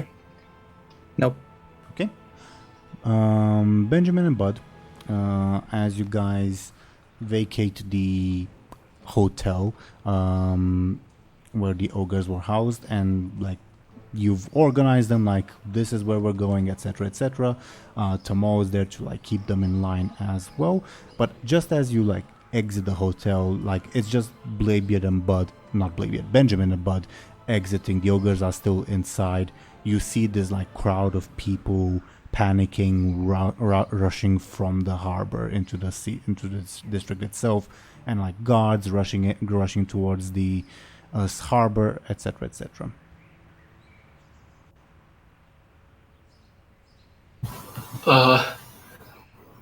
Keep working with the ogres. I'll run ahead and see what's going on. Okay. Above board, the ogres are like ready to go. Above board.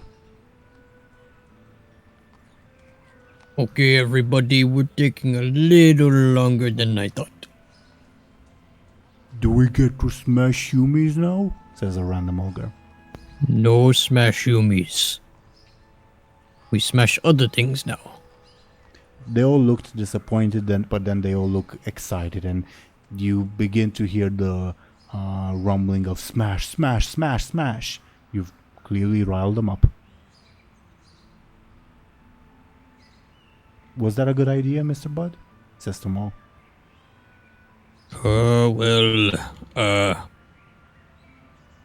Maybe not, but they'll be okay. We just need to get them on ship and maybe find some churning dummies or bad seagulls to smash. Yes.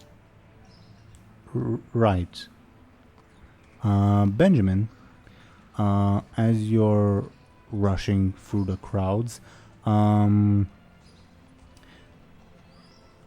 yeah, I guess you would see in the distance like several guards like talking and like probably like trying to investigate the scene. You see like the guards who were rushing from the city itself towards the checkpoint are slowing down now that they see that there's no immediate urgency.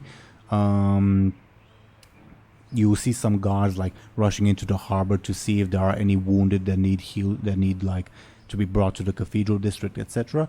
You also see your pal Major Manuel, like he appears to be slightly wounded, and you see guards supporting a very wounded Lyri and Bladebeard just walking by. I guess I'll run towards them. Who's them? Bladebeard and Lyri. Okay. Stand aside, citizen. And we have a wounded person here, says one of the guards. Yeah, no, she's my distant cousin. The guards once again look at Lyri for confirmation.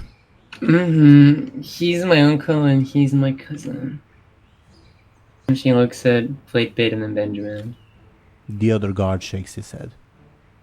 I know it's complicated. Larry kind of looked down the floor, embarrassed. We're taking this one to the cathedral for healing. She's pretty hurt, but she should live. What happened? Some weird wrapped up freak started firing bolts of magic into the crowd at random. And yeah, they suddenly disappeared. And I winked towards Benjamin. And there was this weird orc thing and two more wrapped up things. They assaulted the guards. Major Manuel barely made it alive, but there were no guard casualties, but there were several civilian casualties. Now move. We need to get this one to the cathedral district. Sorry, is the harbor still open or is it closed off? Ask the major. It's not my responsibility. I know. I think I'll stay with Lyri, Benjamin. Alright, I guess we'll meet back at the ship if it's still there. Alright. Okay. Should we follow Benjamin or should we follow Bladebeard or Lyri or should we check up on Buhd? Let's follow Benjamin. Okay. Benjamin, you see Major Manuel although he's wounded, he's coordinating the immediate response and you see him the guards bring in wounded and the dead to the cathedral district. And you get the sense that, a general sense of urgency. I run over towards him. Is that you, Benjamin? Come on, lend us a hand. Look, can you just tell me one piece of information real quick then, and I'll help. Well, come on, the wounded aren't going to wait for us. Come on, we'll talk on the way. Okay, fine. And you would presumably assist Major Manuel in placing a wounded Draenei male, let's say, on a stretcher. But feel free to talk as you do this. Is the harbor still open? Can people still pass through? Is that really your priority right now? Look, as you might know, there's a bunch of ogres staying in a building nearby, and wait, you're involved in that business too? Yeah, I'm involved in a lot of business, sadly. By the light. Take him away, Sergeant. All right, Ben, help me with this one. Pointing at a Nido female, let's say. Well, we have to establish if there's a risk of the enemy returning, and then we will make another risk assessment. And if the result is that there is no immediate danger, then the harbor will be open again. But you understand that these people's lives are more important than what your ogres. No offense.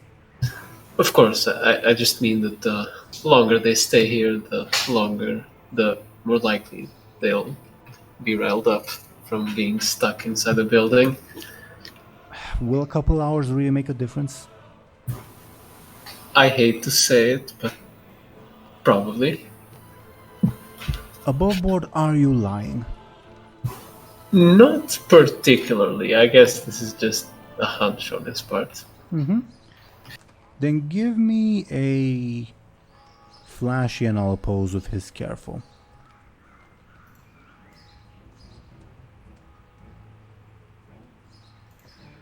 look, we have to follow the proper procedure. I'll send more guards to keep the ogres in check. Well, I'll ask for more guards to be sent. It's not my jurisdiction. Well, that'll probably make it worse, but Then what do you suggest? We have to keep the people of Stormwind safe. yes. Look, I think my ogre friend can keep them calm for the moment.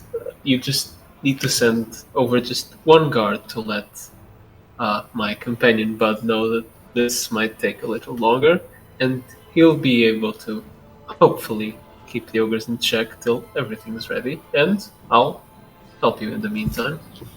Fine. Take this one away, Corporal, pointing at the knight of you just placed on a stretcher. And Mary, you go inform what's his name? Turning to Benjamin. But he's a big purple ogre with a pirate hat. Inform the big purple ogre with the pirate hat named Buhd that he needs to keep his people in line for a while. And the lady Mary salutes and would run off. Would you continue helping the major in gathering up the wounded? Yeah. Okay. Then let's check up on Lyri, Bladebeard, and Buhd, I suppose. Buhd, I'm guessing you're like standing in the doorway, half keeping an eye on the ogres, half watching the chaos unfold. Yeah, pretty much. Eventually, you would see. Oh, actually, give me a careful, I guess.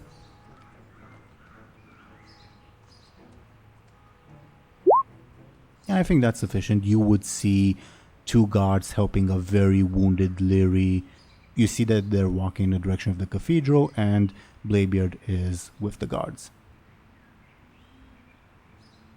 Lyri kind of realizes she's going towards the cathedral, and her eyes kind of widen a little bit. Come on, the priest will take good care of you. They are very hardworking. Yeah, the priests. Yeah. Lyri kind of has this feeling of dread wash over her, and she kind of looks down the floor. Does Bladebeard notice or care? I guess he notices, but he doesn't understand. Understandable. If any of you were to look in the direction of the ogre compound, because they're like invisible distance, you would be able to see Buhd in the doorway. I give him a wave. Buhd gives away back.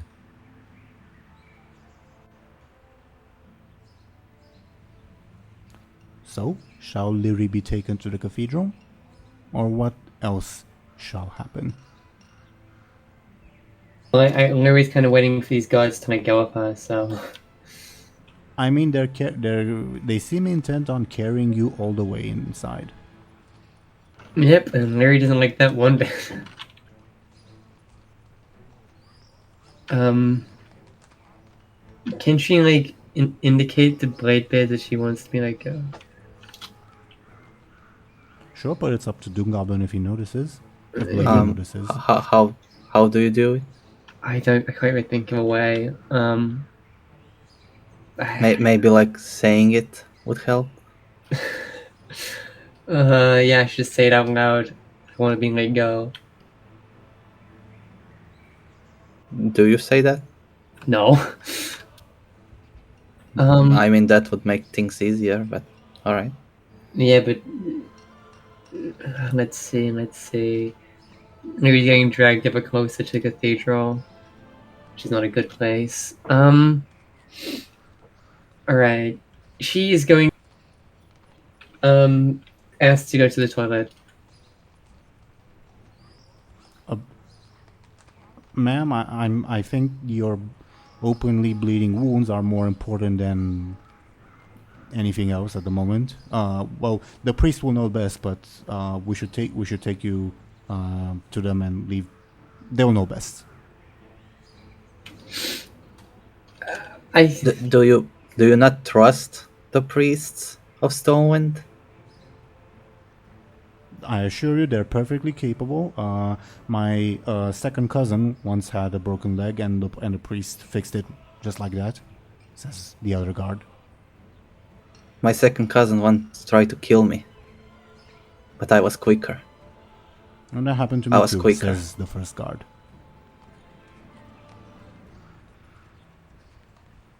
Wait, the other guard says, "Are you admitting to a crime here, dwarf?" No. What? I didn't kill her. She was my second cousin. Oh, all right. Come on, miss.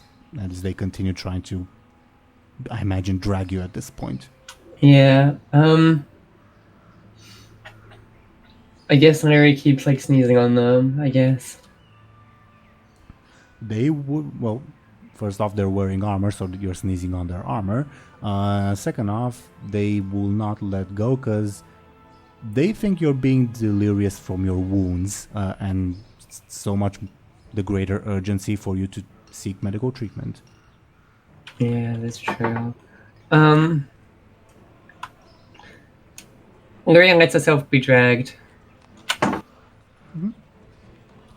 And at this point, Bladebeard, do you follow? Yeah. Kind of confused, but I follow.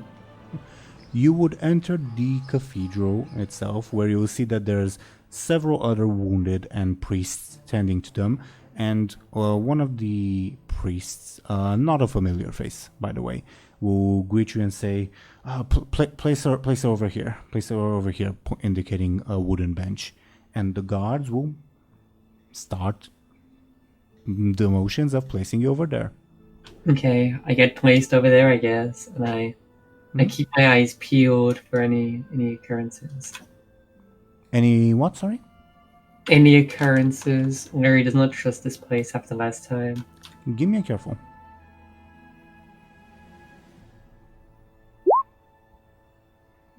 Probably because you are actually wounded at the moment, you're not able really to tell if there's like any bad people or bad magic or even faces you recognize.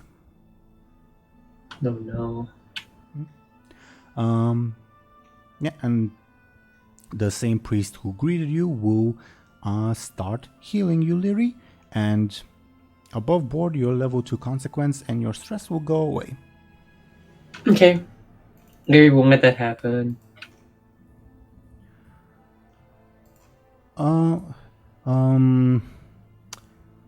Can you give me another careful? Whoops, pressed him more than once.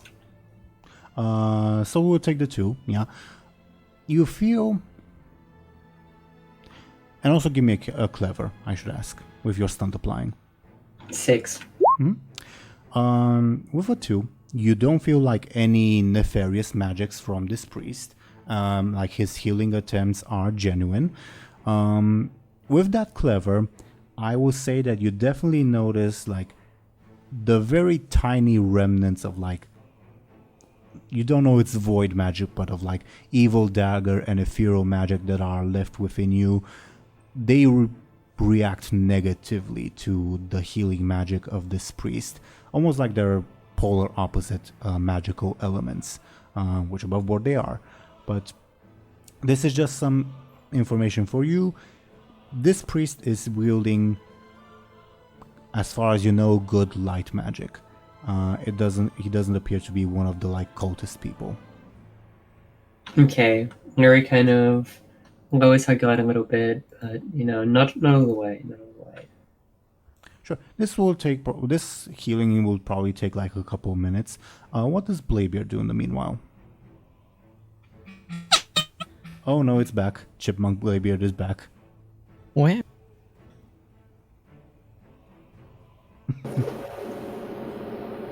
Hello? Yep. Hello, Hi. hello.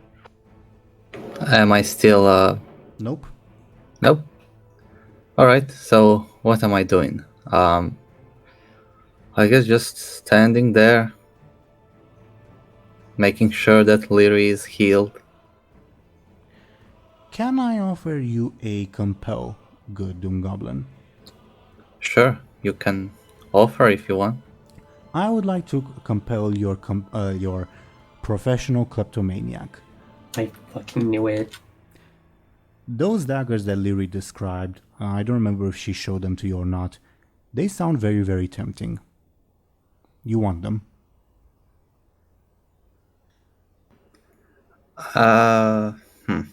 You really want them? Yeah, I get it.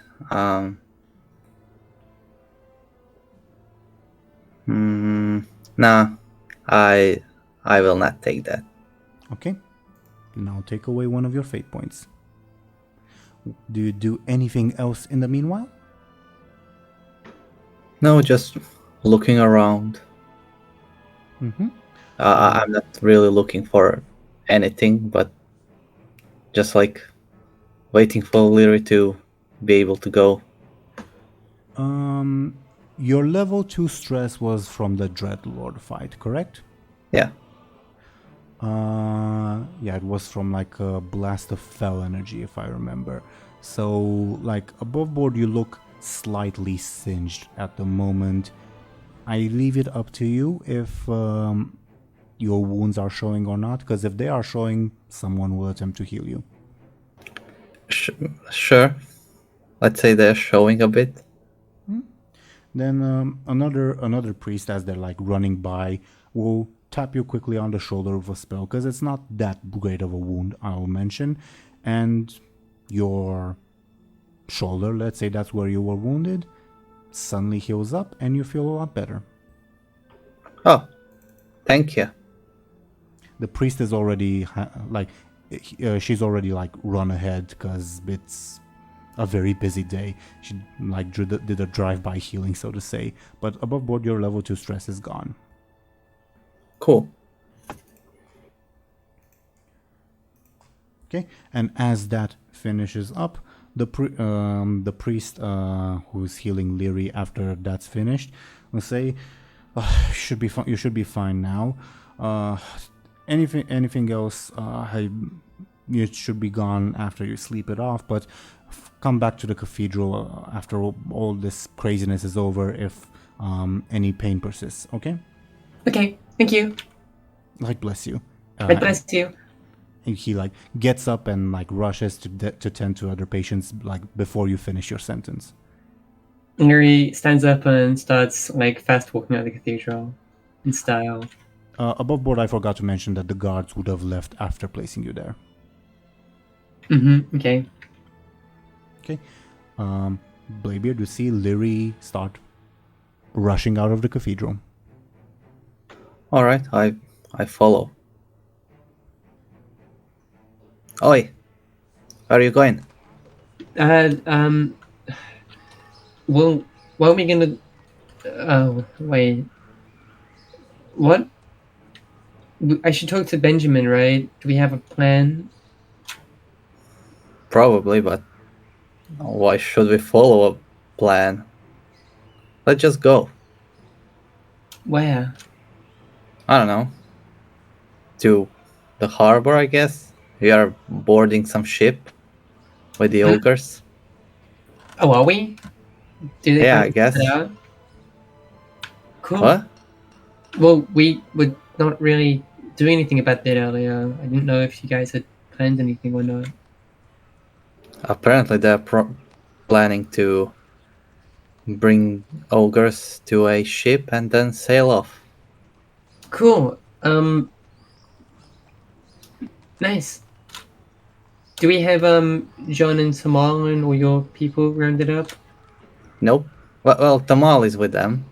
Yeah. I don't know where John is. Well, shouldn't we get John? He can't stay in here forever, right? Yeah, probably. Yeah, let's find him.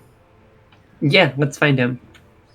Above board, what you know about like John's whereabouts is he mentioned was that he was gonna check up on your mother to like ensure her safety or whatever. But when you visited your mother, you saw no sign of John. All right, I'll head towards her house. But as you're keeping watch, you see Bladebeard and Lyri walking out of the cathedral. Bladebeard, at the very least, seems to be heading in towards the Dwarven district, so away from you, up to Lyri where she heads. Lyri will go with Bladebeard. But they're both heading away from you. And Lyri kind of shouts to Buhd, "We're getting John." Okay. Tomo, who was near Buhd, probably not like visible, will say, "This is taking a lot of time, friend Buhd. If my former employer discovers us, we will be in a lot of trouble."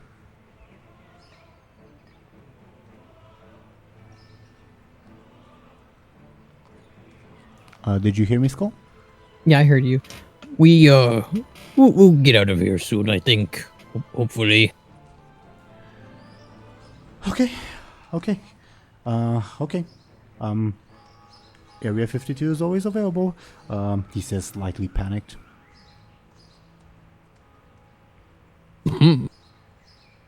Meanwhile, Benjamin, because it was only like 2 blasts, there are probably only like 20 wounded people, let's say, so you would be done like placing them on stretchers like within 10-15 minutes, let's say. Sure. Yeah.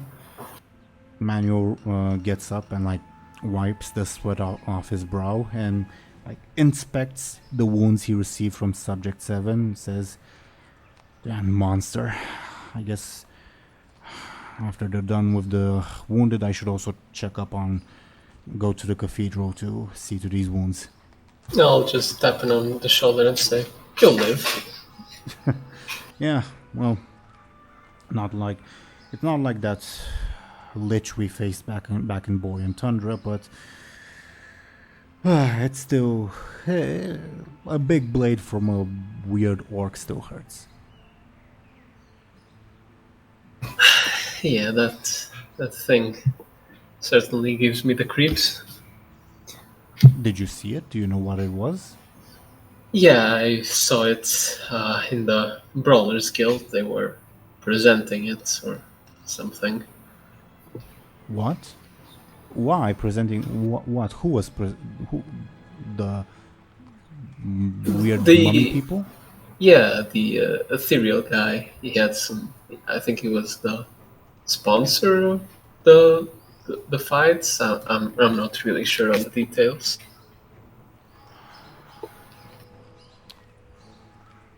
All right.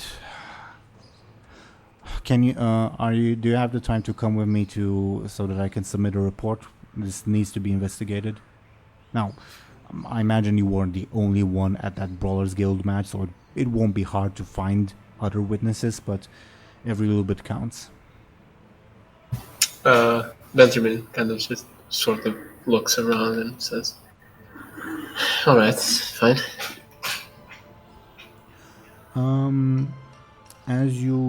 As he guides you to his office, which is fairly close by, he will say, "Have you given any more thoughts to what I was talking about earlier?" Well, not earlier, 2 days ago, I think? A few days ago? Honestly, I have, yes, but if I intend to do it, I don't think it's the right time yet. And when would the right time be? Hypothetically.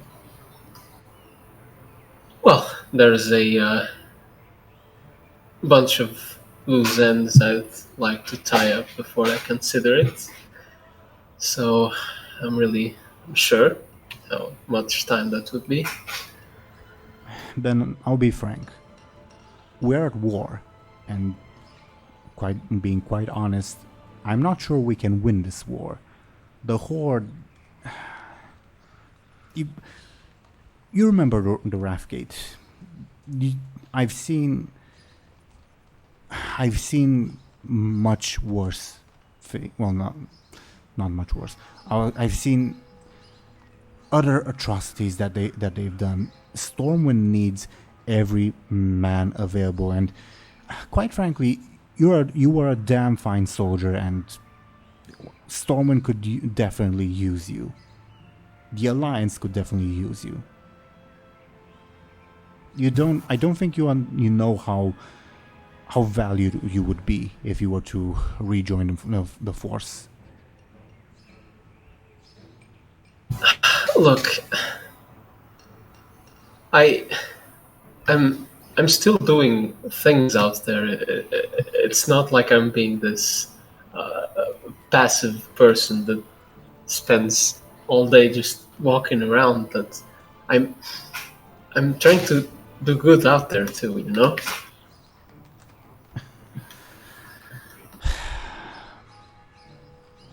All right, I'll give you the benefit of the doubt for old time's sake. Look, all right. You said you're gonna leave with the ogres, right? Yeah. Fine. I was gonna invite you over for a drink after my shift was over, but if you have to go, you have to go. I'm guessing it's for a good reason. Well, I made a promise to a friend that I would see them safely to their home, so that's a good enough reason for me. Fair enough. How's Ayla?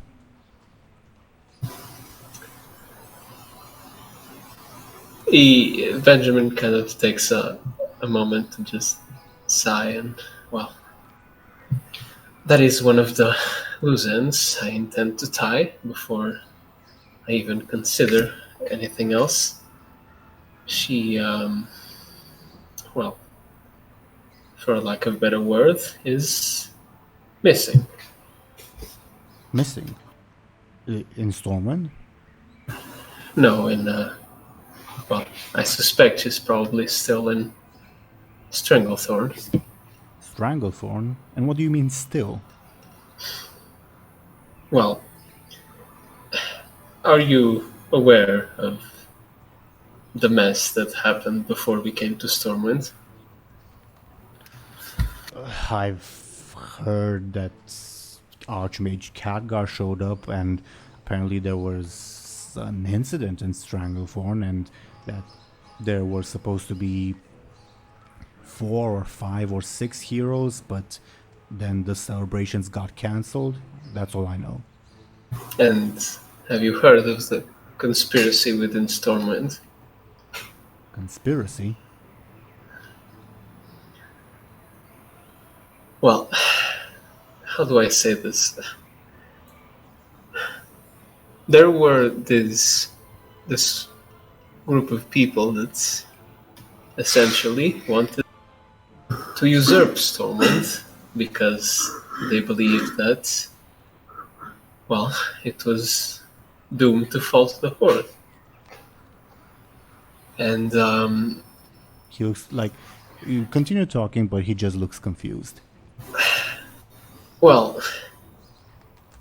she seemed to be involved with those people who were also involved with the events in Buhd Bay. And that's where I last saw her. And what's your connection to the events in Buhd Bay? Well, he kind of scratches his head because he's not really sure how else to say it. To say it. Well, I kind of helped fix the whole mess. Bullshit. Well, if someone told me that, I wouldn't believe it either, but, well, it is the truth. I'm not sure if there really was some merit behind the reason for your dismissal, or if you're actually telling the truth. You were never a liar, well, you were never a good one, but this is a bit far-fetched. It is. If I were to told you what happened last month, you wouldn't believe half of it. Look, I've met Dragon. Would you believe that? What? Now you're really bullshitting me. I wish I could prove it to you, but it's true. Let me guess. Next you're gonna tell me that you fought a kraken or something. Yeah, I did actually. See, you're bullshitting me. Oh, and some Naga too. Yeah. Well, Naga you can find anywhere. Oh, and I saw Garrosh Shell scream with my own eyes. Then how are you still alive? Well, I was disguised as a blood elf. He looks at, you know that like meme face where like the guy has just this like WTF expression, like question marks pop up. That's his face. Yeah, exactly. I told you, unbelievable. Damn right, unbelievable. Not sure if you hit your head real hard, or have you been hitting the pubs even more lately? Honestly, I think I need one and not having too many of them, but well, it is what it is. All right. At this point, I think you would reach the like barracks you visited when you were with Elswith, and he will say he will like start rummaging through like a desk drawer as he appears to be like looking for something. He says, "Just looking for the form here. Make yourself comfortable. This might take a while." Is there like a chair or something? Mm-hmm. Yeah. I guess I'll sit down. Okay. He will, as mentioned, ask you to detail the events regarding the Brawlers Guild. What do you tell him?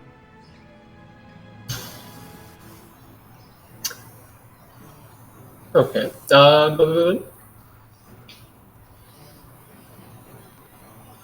I guess since Benjamin wasn't like paying very, very close attention, I guess he tried to mainly give the idea he got. That was that like the ethereal guy was somewhat like sponsoring the tournament or the fights or whatever, and in like a part of his presentation, he had the cyborg orc kill a female orc as some sort of demonstration.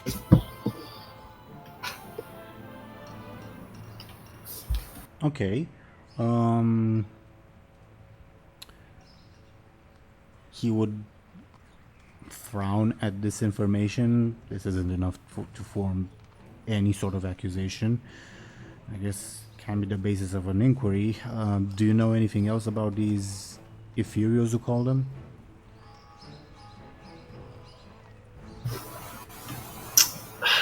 Well, they're not from Azeroth. I think one of these ethereals that has been traveling with us mentioned they're from another planet or something. Wait, hold on. An Ethereal has been traveling with you? Yes, we met him shortly before we came out to Stormwind. How much do you tell him about Tamal? Because he'll start grilling you with questions about Tamal.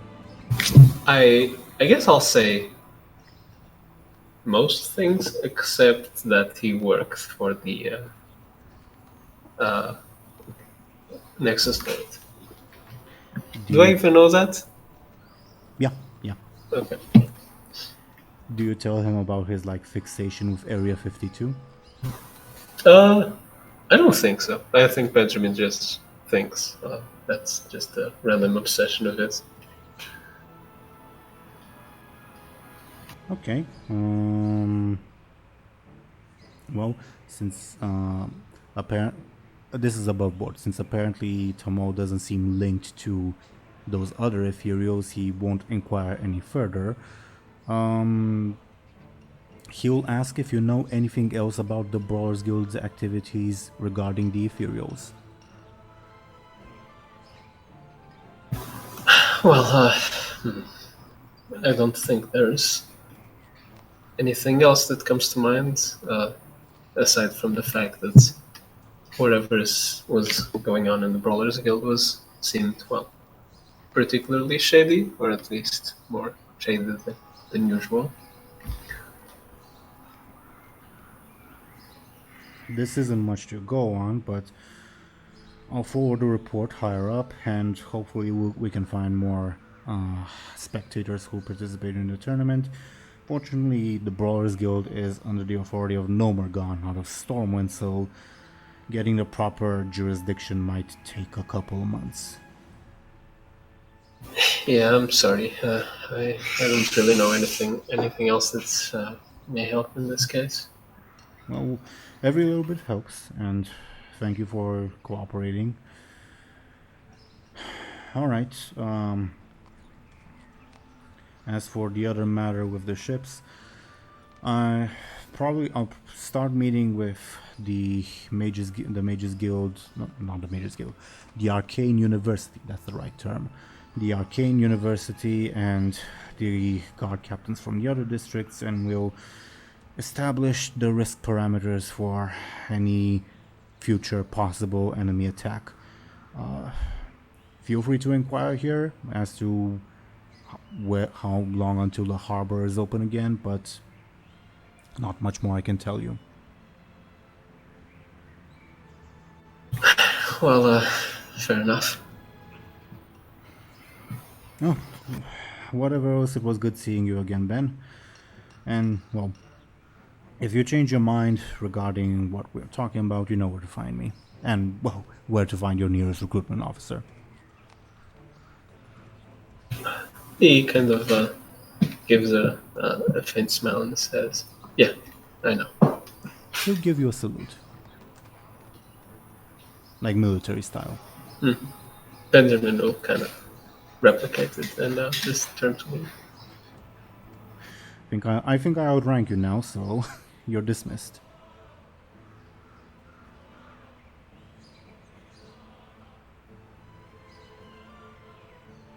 Did you hear what I said?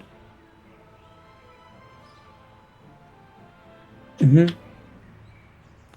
Is Thompshire here?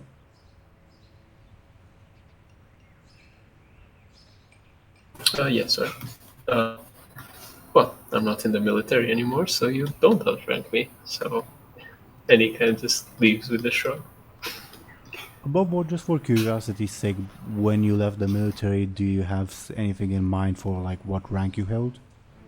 I'm not really familiar with that. Like, would you say, obviously I'm not gonna make Benjamin Aaran like a general or anything, but would you say you were more of a high-ranking officer, or like a lower-ranking officer, or just like a common enlisted soldier, let's say? Maybe like a low-ranking officer, maybe? Sure. Then I think you could have been like a sergeant or lieutenant or something. We'll workshop it at any rate. Yeah. At any rate, he would outrank you, given those ranks. But yeah, where do you head now? I guess I head back to the ogre place. Sure. But do you do anything while you, I guess, wait with Tamo? Did that guard get lost or something? Oh, right. Same question.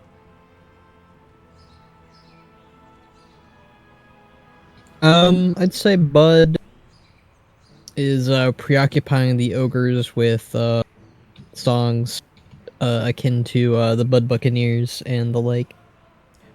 Can you give me a flashy? Okay, you definitely caught their attention, and you've definitely like stymied their bloodlust. And as you're singing, Tomo will tap you on the shoulder and say, "We have a visitor, Mr. Buhd." Oh, a visitor. Hope it's a good one, not a bad one. Kind of getting tired of the bad ones. And as you turn around, you would see a blonde, short female human guard. Oh, hello. You are Buhd, I assume? I am Captain Buhd, yes. You are to keep your ogres in line. The harbor is momentarily closed. Oh, bad news then. Okay. I will keep them, happy. If you have any further inquiries, ask Major Manuel at the... What's the word I'm looking for? And I even mentioned it in the episode, but like, my brain farted. At the checkpoint. At the checkpoint leading to the harbor. Understood? Got it. I think, yes. She salutes you and walks off. Bye-bye. Okay, I guess back to Jingles then. I guess I should start preparing my spell, right? Because I think we're out of time, right? Says Samo. Well, I feel like that's a group decision. If we all leave and go to 52 land, everyone will be confused where we are. Can you give me a flashy?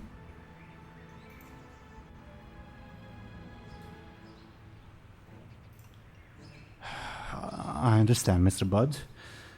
But still, we should hurry. My former employer will not be happy to find us here.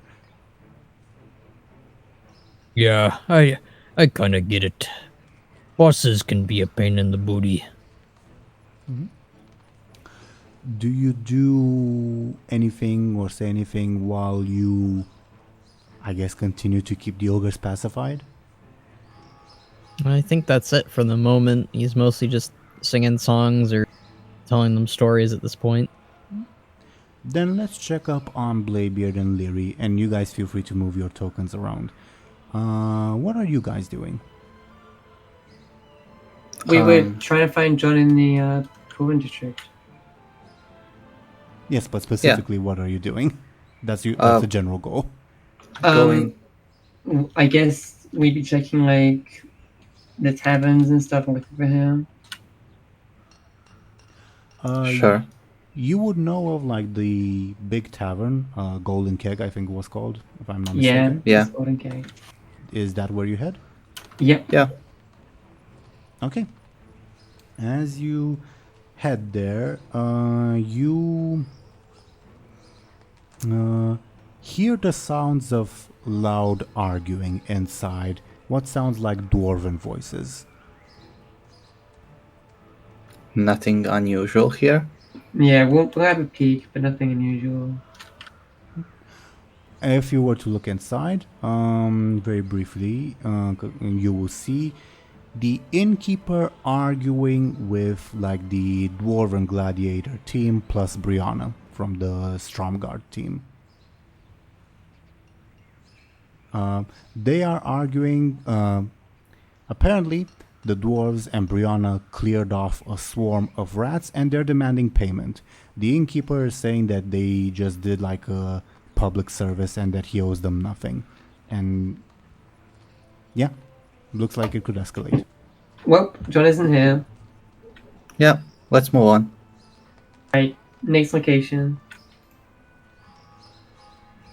What is the next location? My mother's place. Sure. Do you do or say anything while you're on the way there?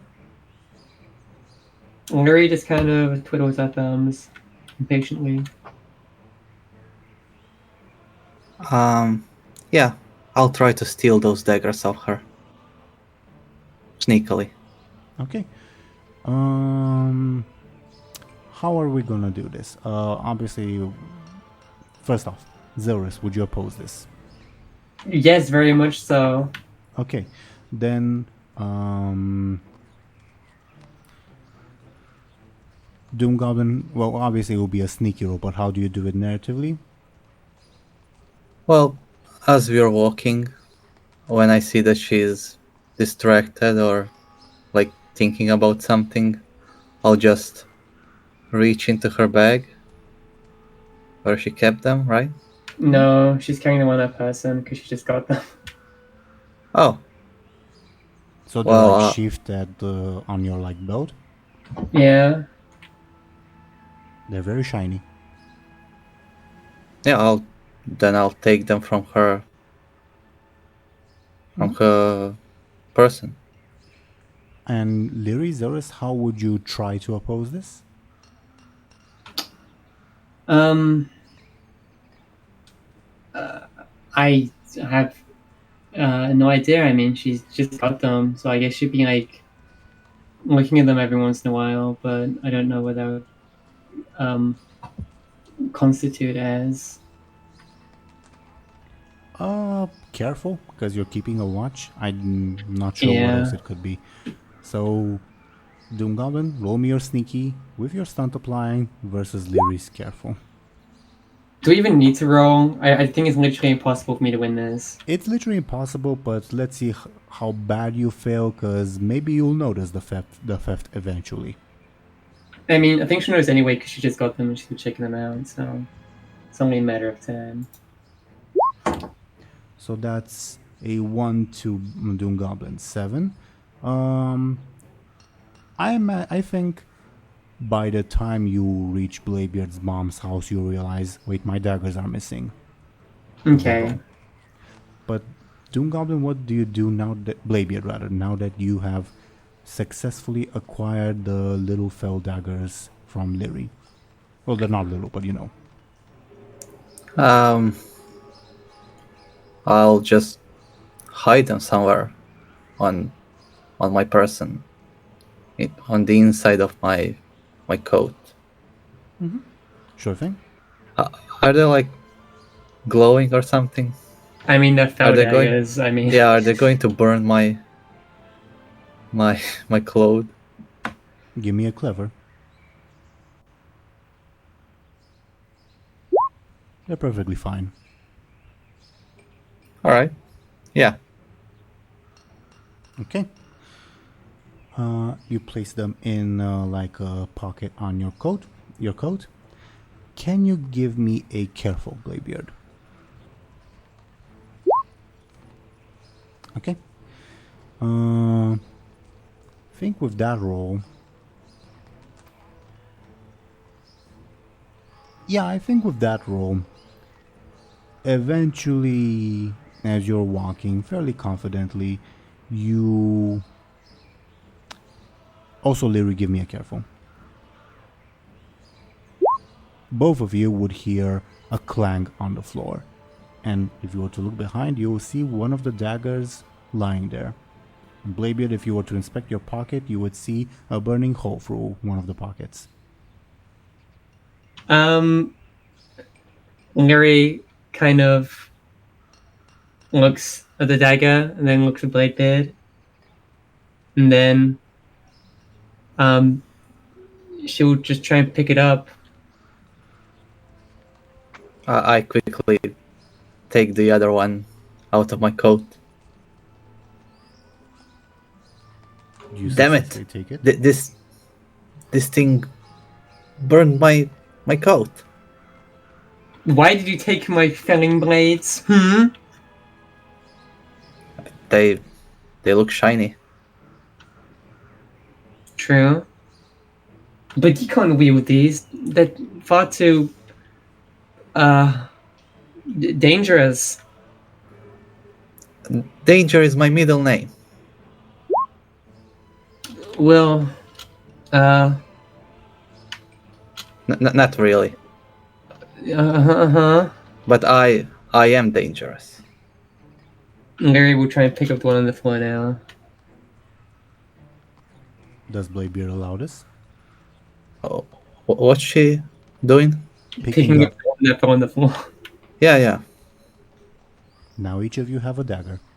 The other one, Bladebeard, Lyri kind of gestures with the dagger she just picked up. I mean, they're just gonna get stolen again. You're not very careful about your stuff. Well, maybe I'll just keep them somewhere that no one will ever be able to steal them. Sure, whatever. I throw her Sure. the dagger.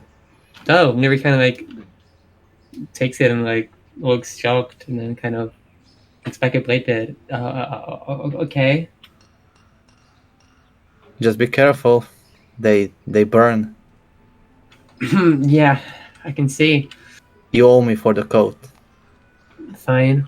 Lyri rolls her eyes. It is at this point that Lyri realizes that the Nexus Lord neglected to offer a proper sheath for the daggers. Mm-hmm. Oh well. Do you guys continue heading to Bladebeard's mom's house? Yep. Yeah. Okay, you head there. The door is closed. Feel free to look around to open the door. You guys decide. I would like to enter. Let me do a roll.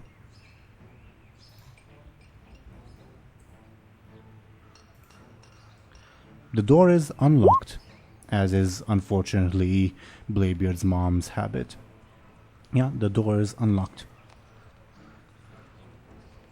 And you enter the house. John? Hello? Feel free to give me a careful if you want to like look around and like look for details. Lyri's waiting on the outside, just keeping watch for the door. Bladebeard, you don't hear anything. You do hear like the sound of a bed creaking upstairs. And after you say John, you hear a somewhat familiar voice yell, "Feed me!" Have you seen John, the Feed undead? me! Feed me! Lyri yells from outside. Is that John? No, it's the cat. Are we taking the cat with us? I mean, we could. Wait, Feed doesn't your me. doesn't your mother in it? Yeah. She's Yeah. coming with us though. Oh, okay. But I think she's busy for the moment. Can't be too busy, right? Feed me! Let's find John first, then we'll come back. Maybe John's upstairs somewhere. Have you checked all the closets and under the beds yet? I called out his name. Well, maybe he's like hiding somewhere. I don't know. Why would he be hiding from me? Feed me! Well, maybe he's hiding from your mom. I don't know. I don't think that's the case. I thought they were ill-begotten, star-crushed lovers or whatever. Feed me! I guess. Why would he be hiding? Maybe they got off on a bad foot. I don't know. So what? Bladebeard, you hear loud footsteps upstairs. John? And the sound of a door slamming open, and your mother's voice yelling, "Is that you, Moby? Get the fuck out of here! Can't you see I'm screwing somebody? Yeah, I can Get hear the that. fuck out of here! Hi, Bladebeard's mom. You're coming with us, by the way. Get Yeah. the fuck out of here! I'm screwing somebody right now. Don't All have right, time for we'll- you. We'll be Bladebeard, back soon. grab your mom. Okay. We'll be back soon. The Wait, door- wait. Is it John? Okay. The door slams. The door upstairs slams, not the one downstairs. We didn't get to ask her if it was John up there. I don't Feed think me. he's up there. Why wouldn't he be up there? I think it's the night elf. Feed me. What night elf? I don't know, night elf guard man. Wait, should we bring someone on the ship for your mom? Feed me.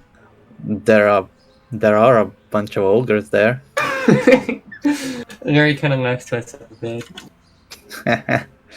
Well, let's find John first. Then we'll think about what to do with her. Wait. What about the cat? Should we just take the cat now, or should we come back for it? Feed me. Yeah, we'll take it later. Okay. Bye, cat. Feed me. Wait, does she have a key? Should we unlock the door for her? I don't think so. DoomGoblin, you decide what's your mother's key regiment. The only thing we decided is that she tends to forget to lock her door. And what are we deciding? Like, where she keeps the key, if she has like a spare key or whatever, you decide. Sure, yeah, let's say there's only one key. And it's in her possession, she's just very forgetful with it. Why? Why is she forgetful? Why do we need the key, Lyri? Oh, my bad. Were you gonna lock your mom inside? Ah, well, we could, yeah, but then we would also be locking the... he can get out of the window. I mean, sure. yeah, we don't want your mom going anywhere while we're looking for John, right? Yeah. We'll lock her. Right, we'll lock her inside. Alright. I'm not gonna lock her with the key, with my lockpicking tools, I'll do the opposite of opening the doors. Give me a careful.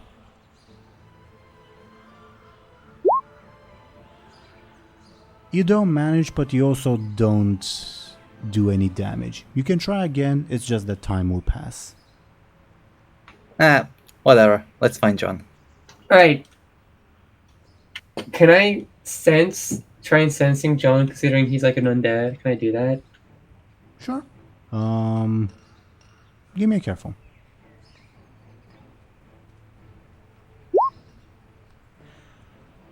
You don't... don't think you are... well, I guess you could be.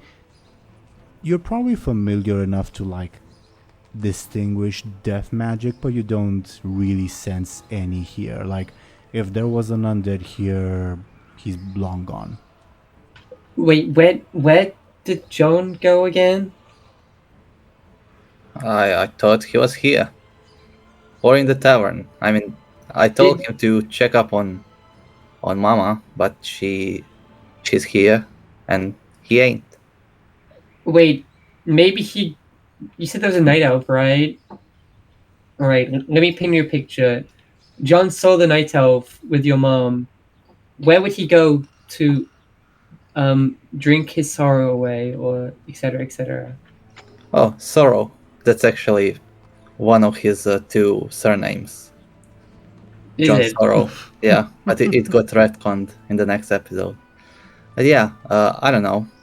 I don't know where would he go. Wasn't he in your crew? Aye.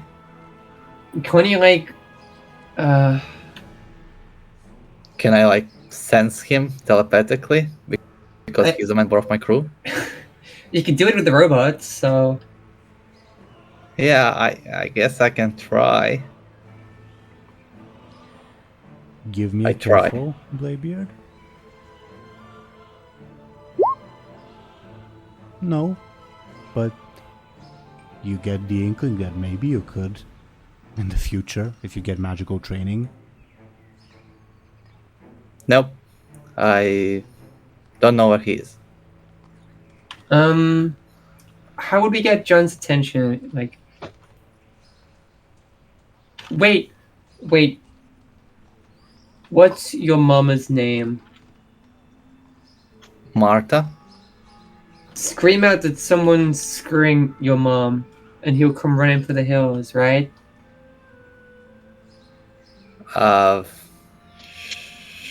What? I should just yell her name?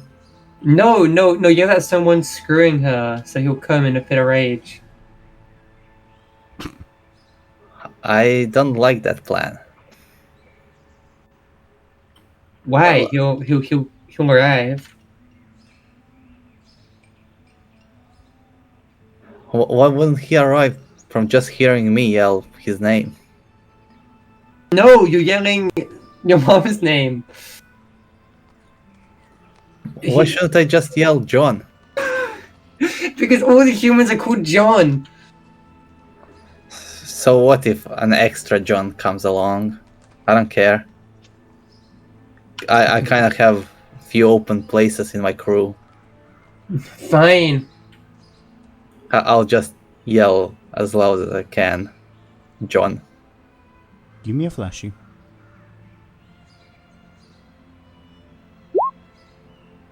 You hear a dwarven voice say, "Aye," and a human voice say, "What?" The human voice isn't my John. Doesn't sound like it. Can I assist Bladebeard in being flashy next time? Sure.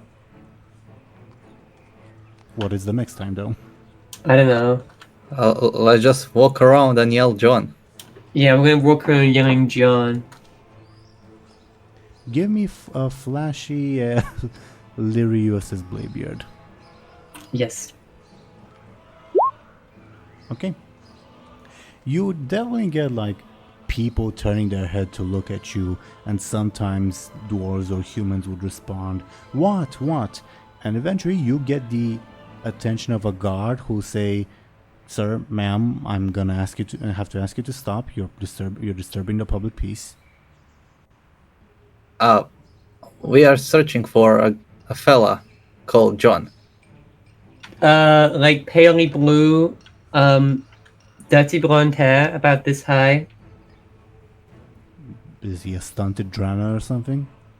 He is wearing a costume of an undead. Uh-huh. Very good costume. Very realistic.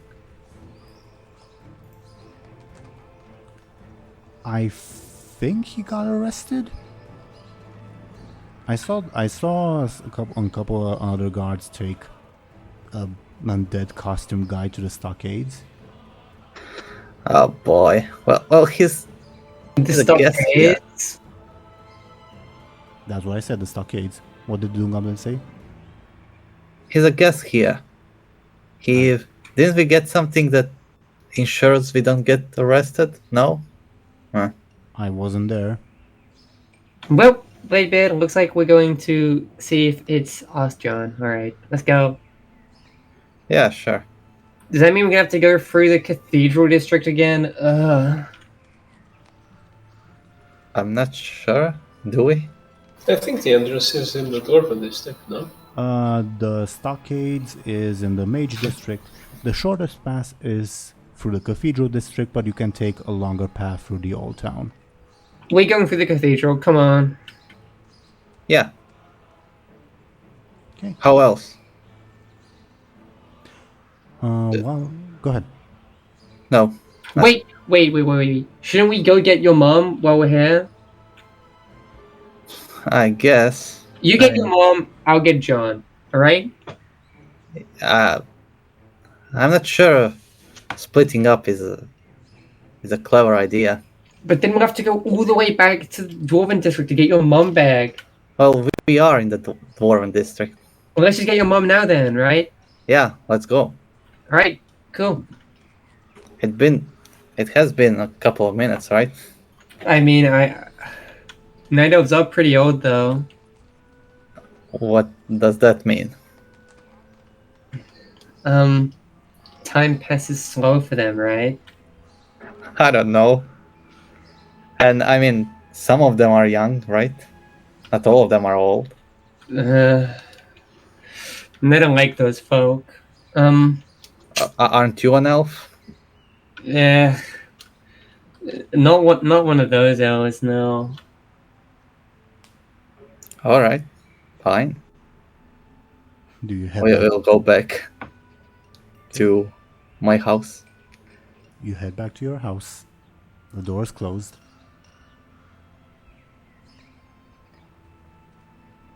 Alright, Bladebeard, we're dragging your mom out. I'll grab the cat, you grab your mom. How about let's play like rock, paper, scissors or something to decide. Mm-hmm. Or let's flip a coin. I don't have a coin. I have. Alright. Tails. Head. Okay. I will roll in the Roll20 chat. A 1 is heads, a 2 is tails. Is that acceptable? Yeah. Yes. Okay. Well, I should ask: are any of you trying to cheat? I mean, how? Lyri is not trying to cheat because I don't think she knows how to cheat this game. For example, by using like a marked coin or something. But that would have to be in a pre-prepared thing. Fair enough. I don't think I can cheat, so. That's the result. Heads. Oh, I win. Well, I guess you're going to be the one getting your mom then. No. I'm getting the cat. Right. You get her. Make sure she's clothed and ready to go. Uh-huh. I mean, it's Hallow's End, right? What? It's Hallow's End. A naked dwarf isn't going to, like, disturb anyone, right?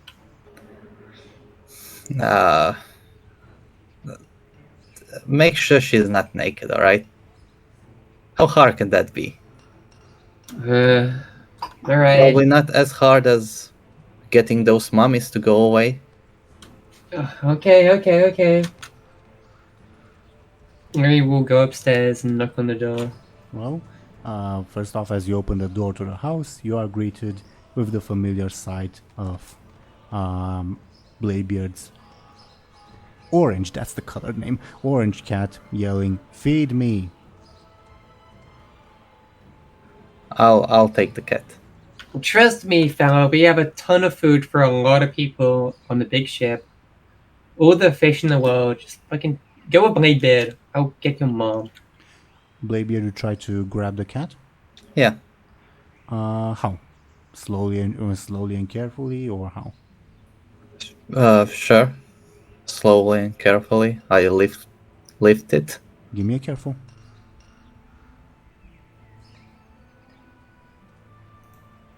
It runs away from you. Then I try quickly. Give me a quick.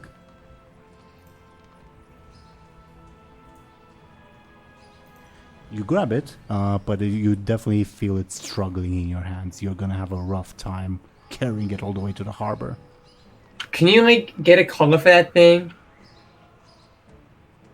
Oh, why would that help? Let me down! Let me down! I'll bite you. I'll scratch you. You'll get your food. Let me down! Let me down! I don't like this. Let me down! Let me down! Shut up! Let me down! I don't like this. We're going on a vacation, alright? There'll be big fish. I'll bite you and I'll kill you. Let me down. Oh, please don't say that. Alright. Lyri finally goes upstairs and knocks on the door. The cat will continue to struggle in Bladebeard's arms. Meanwhile, as you head upstairs, you increasingly hear sounds of debauchery. Let's just say that the Bladebeard's mom is having a lot more fun than the Night Elf. Oh no. Lyri kicks the door down. And by that I mean she just kicks it open slowly as it creaks open. Because she's not responsible at all. Are you trying to be sneaky? No. Okay. She's trying to pass and kick it open like a badass, but she's not strong, so it just kind of creaks open. You are greeted with a sight that will once again be found on our Patreon, I suppose. Let's just say that traditional gender roles are reversed, and we'll leave it at that. But as both people see you, they will... Well, the Night Elf will stare at you in shock, and Bladebeard's mom will get up in her full naked glory and yell, "Who the fuck are you? Get the fuck out of my house!" And she will grab a hatchet from behind a pillow. I am your noble escort to your new boat-going vacation. She charges Me and- you. Lyri stands there like a badass. Me and Bladebeard are gonna be you and your cat to How the do you ship. defend yourself from her axe? Lyri at the last minute will, I guess, duck underneath like a quirky character. Give me a quick. How do you take 1 point of damage? I take a stress. Sure. Bladebeard, you quite clearly hear the sounds of violence upstairs. Hey Ma, come down. Get we the are- fuck we're out of going. here, Moby! I'll burn your fucking room down! What the fuck do you think you're doing? We are leaving. We are going on a I'll murder vacation. the fuck out of you! She will continue attacking Lyri. Going in initiative order, Bladebeard, it's your turn. I'll drop the cat and It runs away. go upstairs. You go upstairs and are greeted with the sight of your mother's naked glory, with an axe in hand. Come on, Ma. Just Get Put the on fuck something and out go. of my house, you dumb daft son! You're no son of mine, Moby! You're just like your fucking father and I'll kill you! You get the inkling that she will attack you. There'll be plenty of men aboard the ship. Hundreds, dozens even. What's your action, Bladebeard? I don't know. I'll run away. Okay. Sure. No action required. Then if Bladebeard runs away, Lyri's the next closest thing, so her mom will attack Lyri next, but it's Lyri's turn first. Lyri, seeing the Bladebeard run away, will also run away and try and grab the cat. Give me a quick.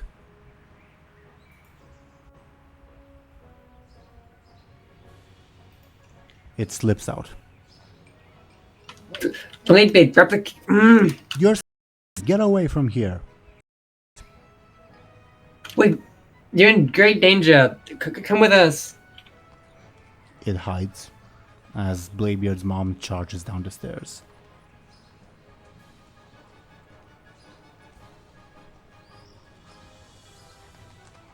Lyri, it's your turn.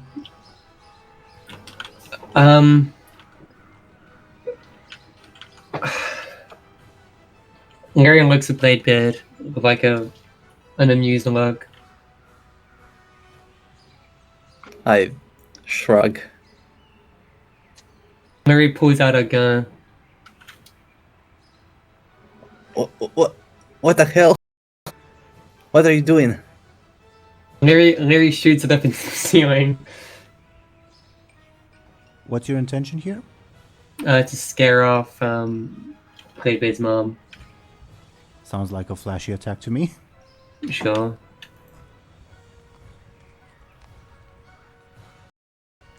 Somehow you do manage to scare her a little bit, but she still seems determined to beat the shit out of you. She'll take 1 point of damage, and on her turn will try to swing at you with her axe. How do you defend yourself? Well, I mean, she's short, right? She's a dwarf. Lyri will just jump up on like a table. Give me a quick. How do you take 1 point of damage? I guess I'll take my level 2 stress. Okay, and while I that in as well as my notes, Bladebeard's turn. Yeah, why is my mother beating your ass, Lyri? Because I did what you told her to. I mean, told me to. Get I mean, the fuck out of here! As she's focused on Lyri, I will try to do what I did in the tavern and hit her with a bottle or something on the head. Sounds forceful to me. Or sneaky. Sure. Can it? Yeah, I'll let it. Alright.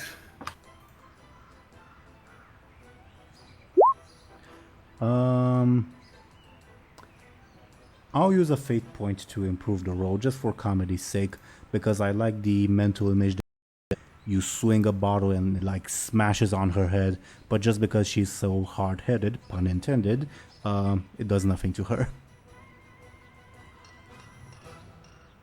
Oh. Let just calm down. and I'll fucking kill you for that, Moby. Do you know what the fuck you're doing? Do you know who the fuck you're dealing with? I've been the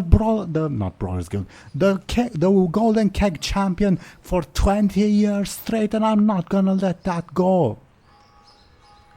Lyri's turn.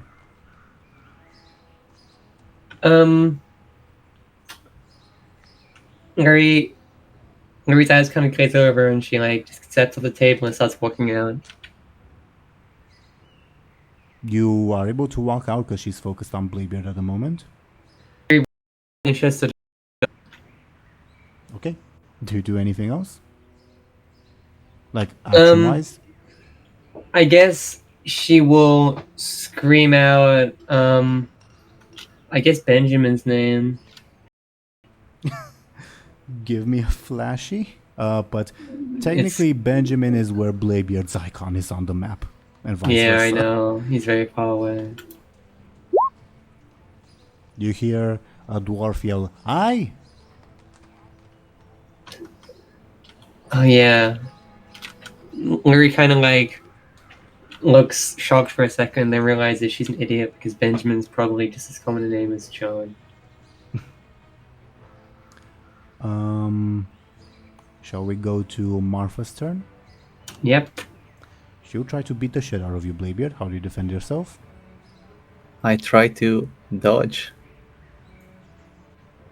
Just Give me a quick, but she's not taller than you. yeah, I know. Okay, you do gain an advantage though. What would you like it to be called? Oh, I don't know. Quick moves. Sure thing.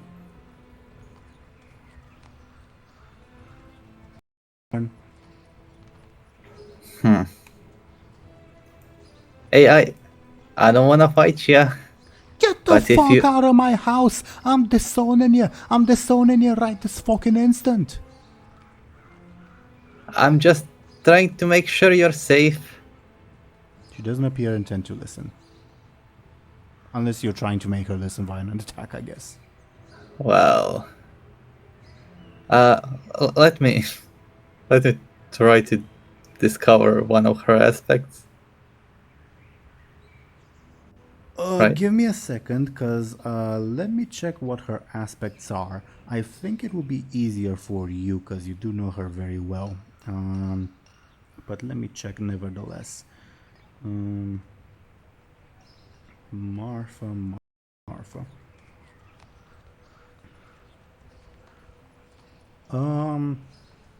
Yeah, it will be difficult to learn anything. You know her very well. I'll roll. Yeah, you can learn either her high concept, her trouble, or her tertiary. And I'll let you know that they're all very predictable. They're all very what? Predictable. Oh, yeah. It's her trouble. As you can imagine, way too fond of the drink. Of course, yeah. Yeah, I guess that way to convince her to come.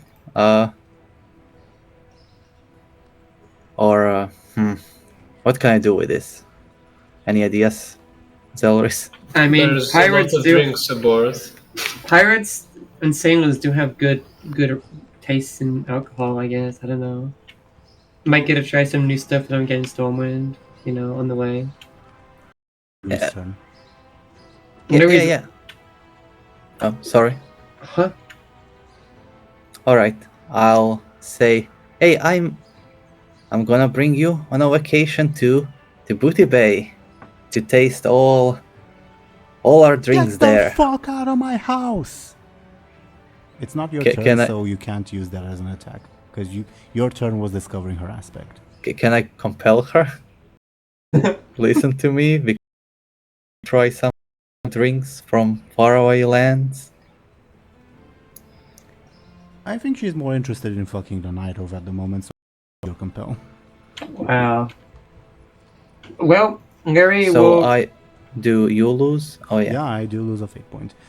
Which I am out of fate points for this scene.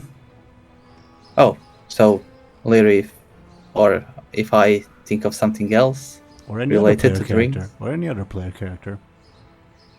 Yeah, we all can. Larry will start heading out and going towards the cathedral district to go to see if it's John in the stockades. She figures Bladebeard has this one covered. Okay. Are you out of the combat? Yeah. Okay. We'll see what happens with the Cathedral District later, because we'll have to see what happens when Benjamin rejoins the scene. So, that was Lyri's turn. Your mom will attempt to kill you, Bladebeard. How do you defend yourself with her axe? I'll try to catch her axe. Sounds flashy or forceful or careful. All right. All Let's of them go are with two, actually. what? All of them are the same, actually. I know.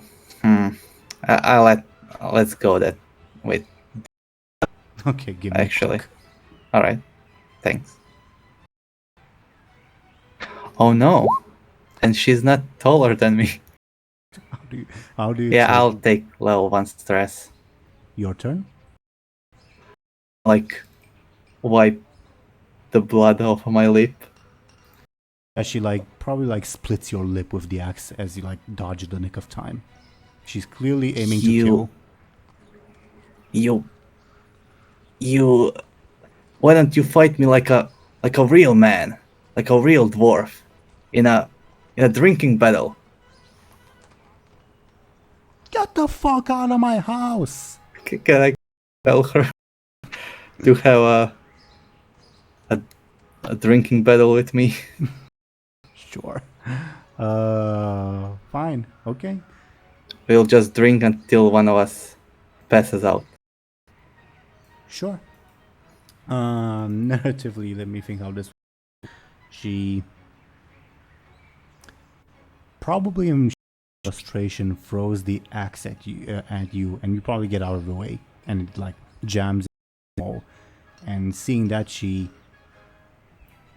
frustration, still completely naked on that note,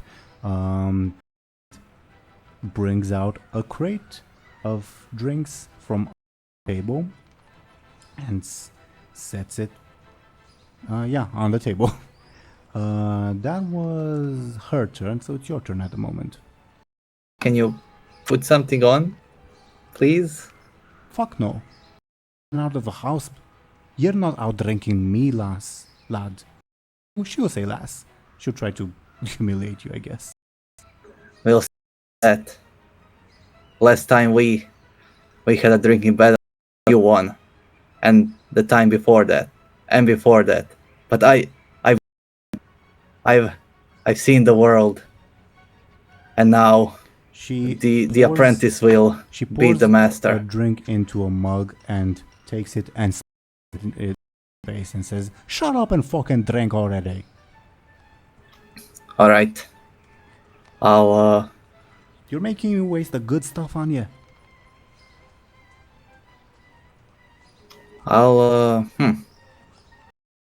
Can I somehow can this? Oh, I guess she would have to roll careful. Well, how would you cheat? Yeah, I don't know. I would actually spill all into my beard.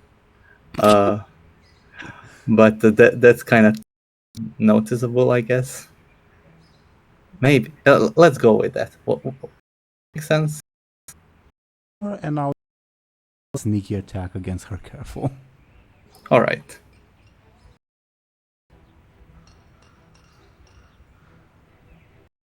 Okay.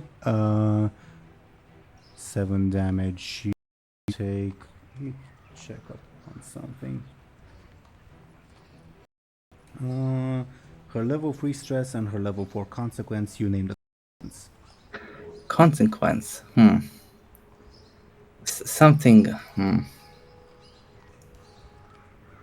Like Shattered Resolve or something. She's been shook. Yeah, I was thinking something like that. Like intimidated, something like that. Let's just go with intimidated. Okay. Right. Okay. She scoffs at you, clearly intimidated, but slightly disbelieving. She would spend her turn, like, traditionally drinking with you, aka a forceful attack against, I think you're forceful. Unless you Alright. have another way of defending yourself. I have. Sure. Sure. How do you take 2 damage? Level stress. Okay. Your turn. Not bad. And I'll try to cheat again How? by doing the same thing. Pouring the beer or alcohol into my beer on myself. Give me a clever. Clever. This isn't part of your is to determine if you realize something. Okay. Give me a sneak.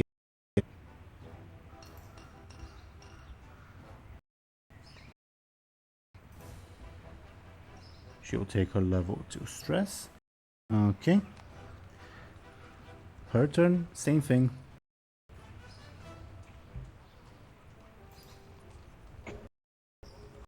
Forceful, right? Yes, and she'll say, you're still just a baby mobe. But she definitely looks impressed by the fact that you hold your drink.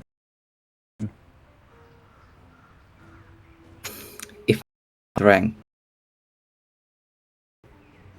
Yeah. Yeah.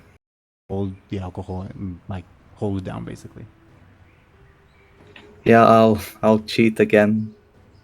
I don't know what I obviously realize what's happening, so I'll cheat again. Give me a sneaky.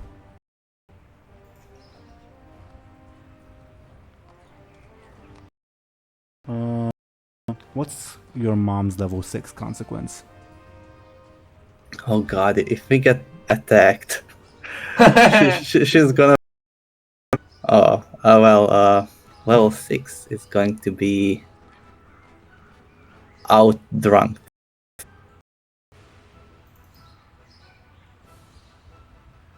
And at this point, Bladebeard, you realize as your mother is clearly wobbling, unable to match your cheating, that your beard is not an infinite storage device, as you practically pour beer on your clothes.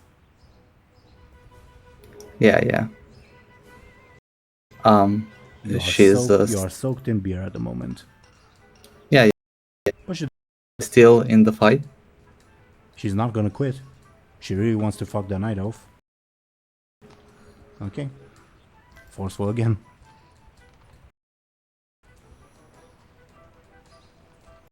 How do you take points of damage? I'll Oh. take a level 4 consequence.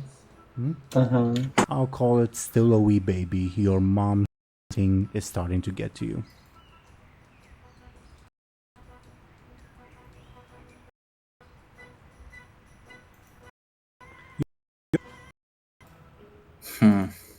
I still haven't thought of other way. Anything else sneaky? Hole in your I guess, but how does that help me? It's also not a big hole. It's nice.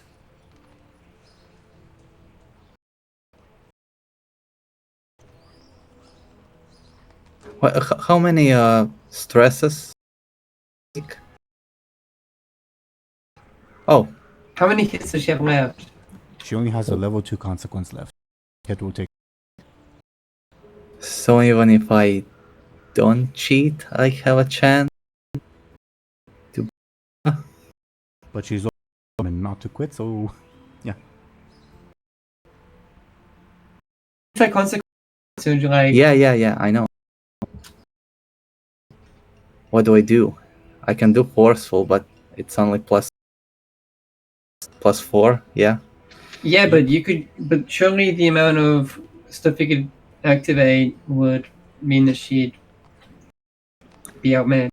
I'll try to actually drink the drink. Give me a forceful.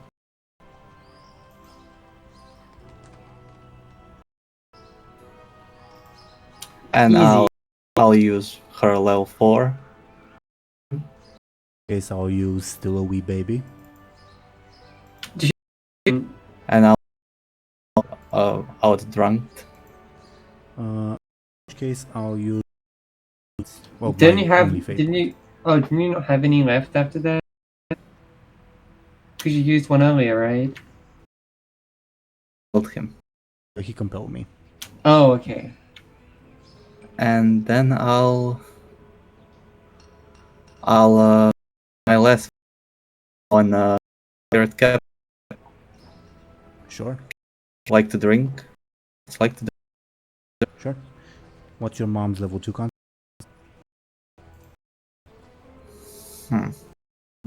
just can it be drunk? Yeah, sure. Couldn't I we? believe that high concept. Couldn't we? Couldn't Bladebeard have used the trouble as well? Def- Crazy. Her level 6 consequence. But yeah. Well, I did use her, Yeah. and then you used your fate.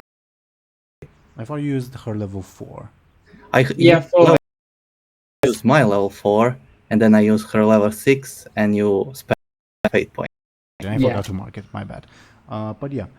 You drink, and she eventually just falls face first on the floor. All right, I'll drink beard. I'll shake it like a. You are still drenched in the spell, even more than usual. And I'll move to her room quickly to find her dress or something. The Night Elf in the same position you found him. Oh, Lyri. Sorry. And find. He would say something if it were not for the ball gag. Oh, all right. Dress. How often have you in your mother's? No. I don't know. Not that often.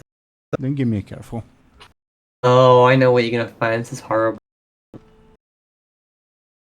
Definitely find drawer and stuff, but not of dresses. What kind of stuff? Look at the Night Elf and you get here. Yeah. All right.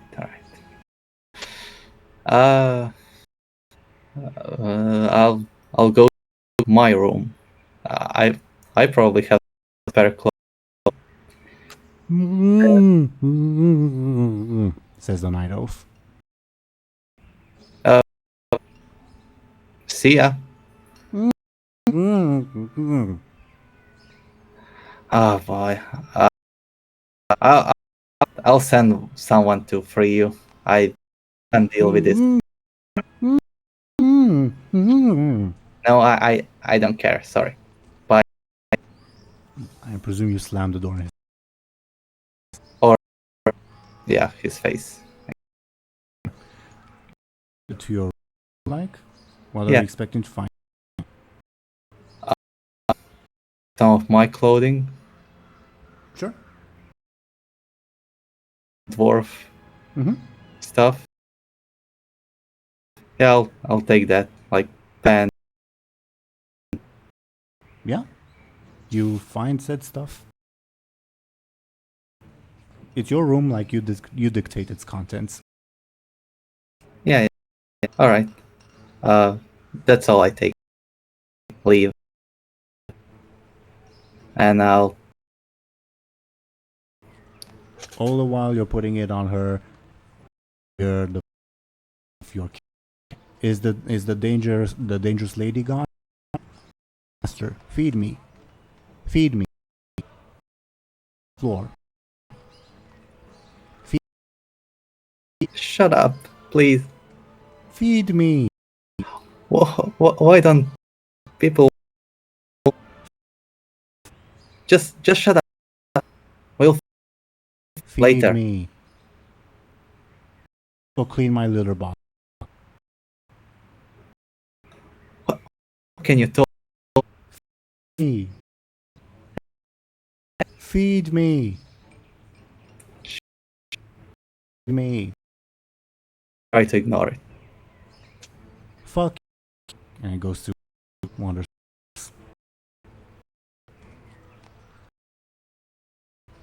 Alright, I'll drunken body throw and leave the house. What? You just leave the cat there? You take the cat if you want. I'm not in the scene. I left. Yeah, she Right? in the cathedral district at this. Then I'll leave the cat. He's gonna. He's gonna die. He's gonna eat a night elf. Oh my You care god. so much to have stayed. Wow. You're bad.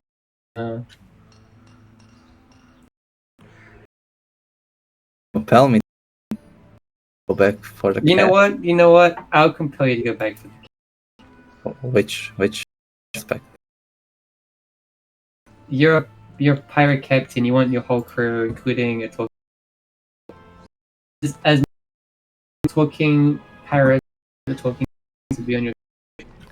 That's actually a good point. That Obligated. Yet. Yeah. also that.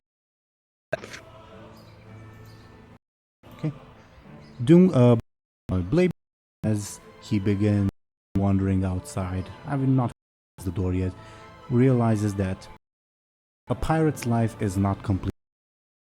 Talking animal, and what better than a talking than talking something that kills pirates? Cat.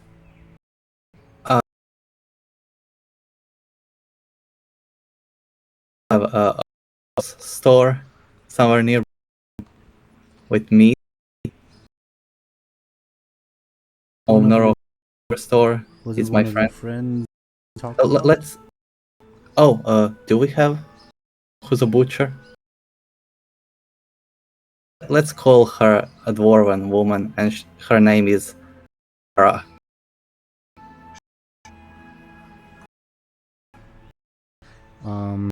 Can yeah, sure. I'll go to Clara the butcher. Come on in, she says as like the bell of her shop.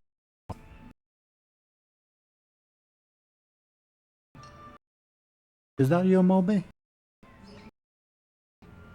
Like It's- comes down, sees you and sees your on your shoulder and says, "Go Friday night."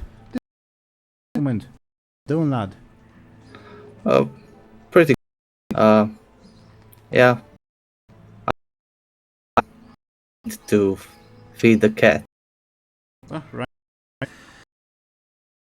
Package good. Had you got your payment? Uh. Well, 50 above the very price. I'm still underground ogre area, but Please ignore the fact that she just rolled sneaky. yeah. Well, I'll later. All right. I just a little right now. How it works, Moby? Fucking rolls. I'll buy something less expensive. A leg of a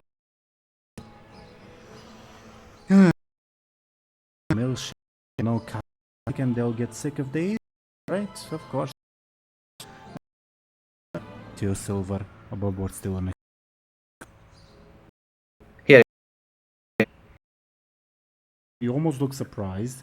You typically see through her board. Surprised. I'm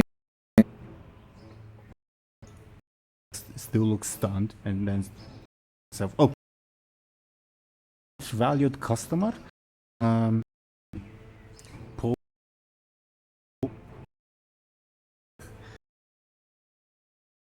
out the leg chicken from her storage. Clearly not well refrigerated. medieval times. So sure. I mean, if it still existed, it's clear. Take it anyway. Nice doing business, Obi. Yeah, thanks, butcher. See ya. And you leave. I'll go back to the cat. Lure him.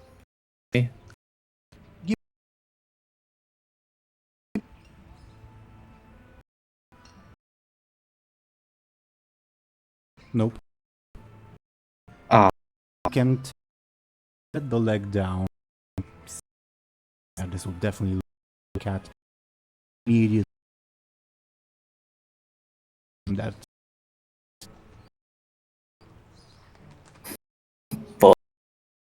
This using my stun useful. But alright, I'll I guess I can go back.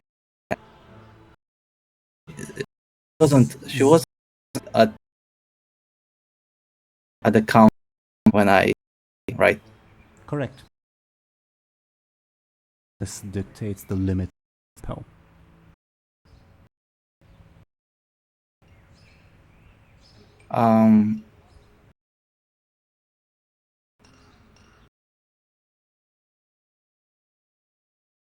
To how quickly and the bell.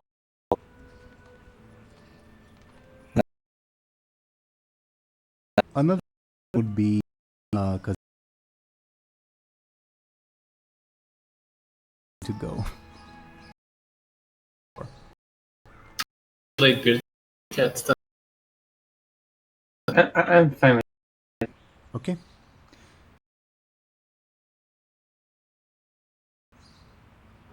Alright. Actually, works. Her store probably has more than one opening. Yeah, I'll around the place through. Mm-hmm. Would find it.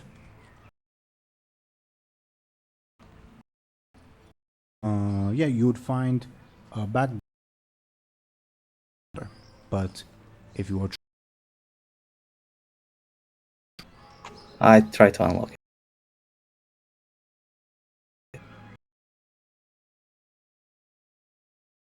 yeah, you realize it's pretty difficult. Alright. As you climb into the cellar through a couple of hallways. Yep, and proper storage. Your it has to be a criminal person. Bunches of meat of various animals, as well as a gnome and a dwarf and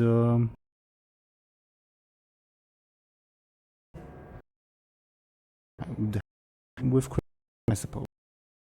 Yeah. Hanging butchers. Alright. Take from an By the is Blade Lara or the price?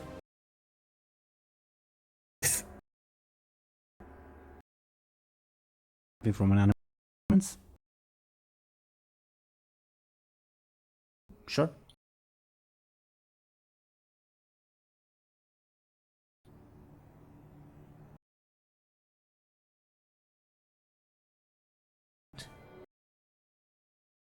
Alright. By that, they're all go back to the house. What do you do?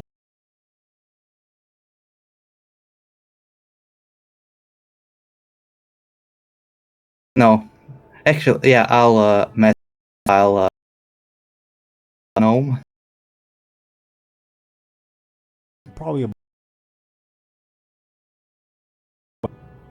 Could leave here. her.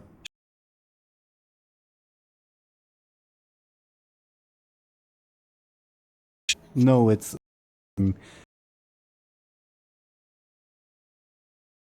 dead person.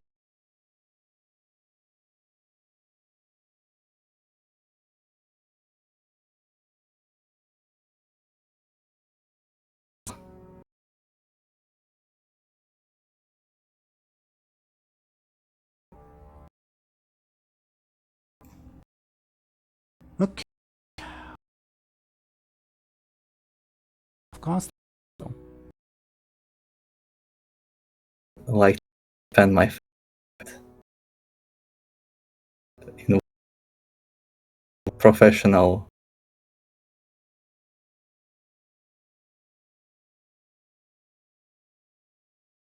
woman thing would be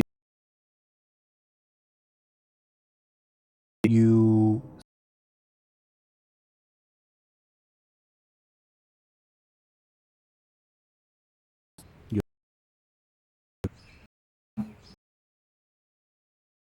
my mother and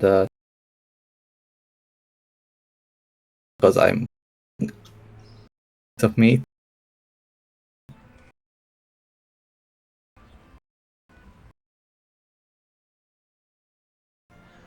succeed at a negative con. Really?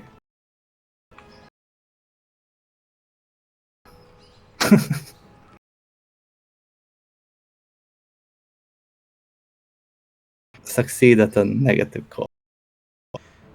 Negative cost is of me. Weren't really quite so because it was very light. Yes. Oh, this is comes eagerly, and you start about the selling. This is we try towards the district. So taking along with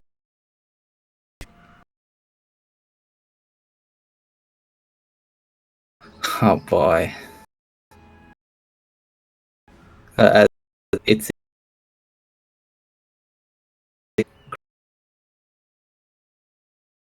or a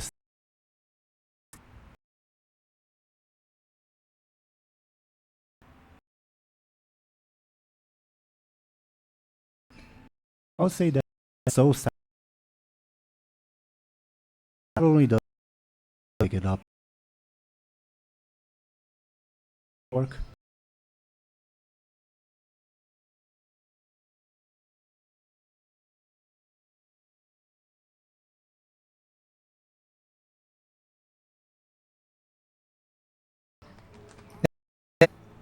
thank you. This we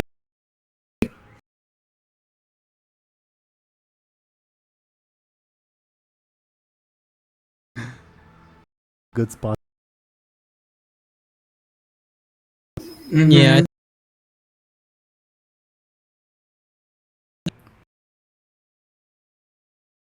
I these two uh, wait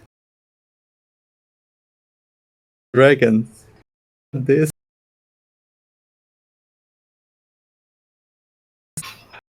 yeah.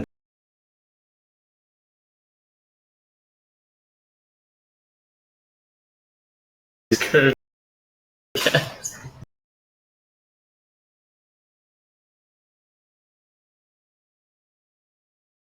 Took them right.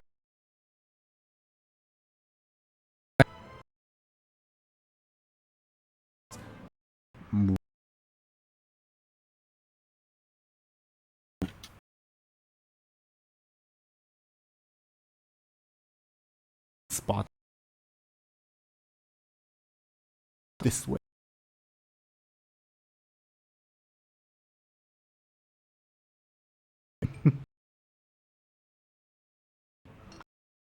Very good.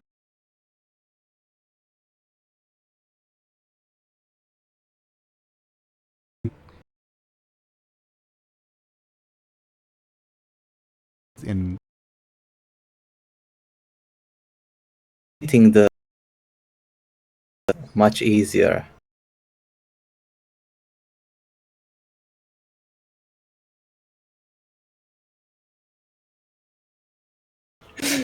True that.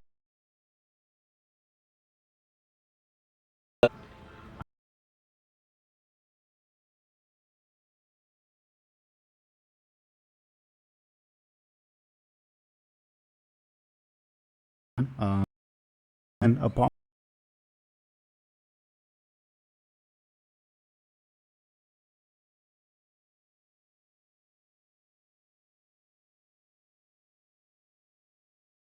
what are your guys' thoughts?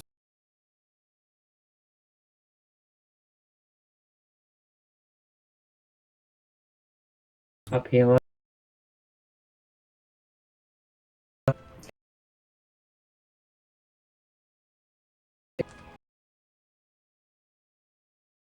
You would be leaving store.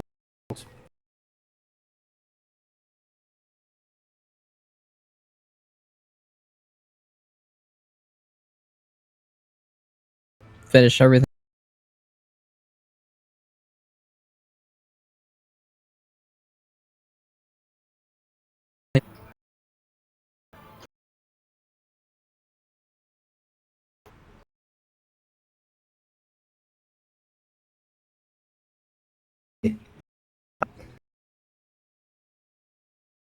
Hours left of the session.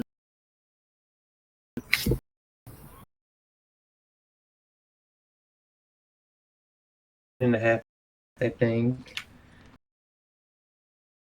Yeah.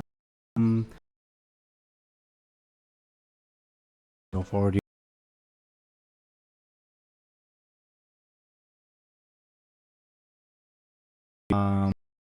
There that roll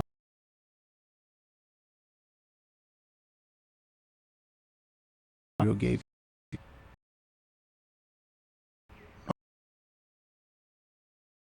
You That Okay.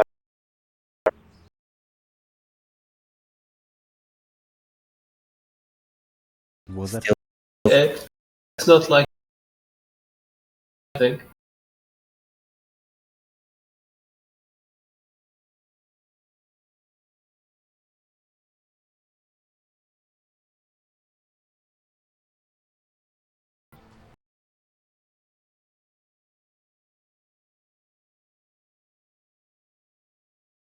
uh,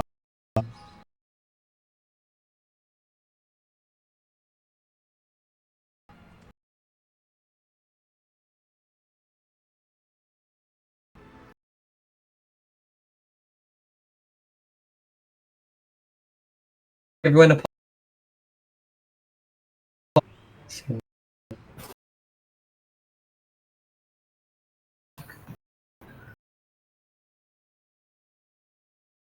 Awfully guilty. Just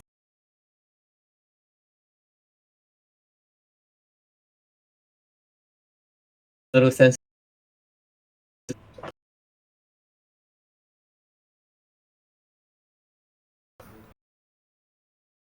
not responsible at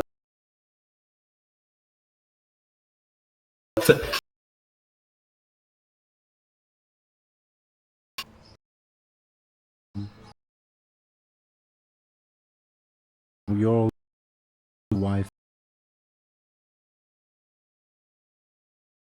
all. Well, Just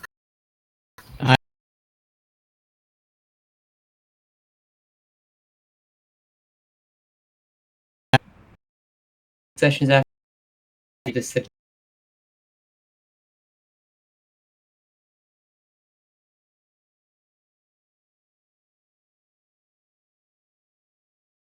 wanting our property.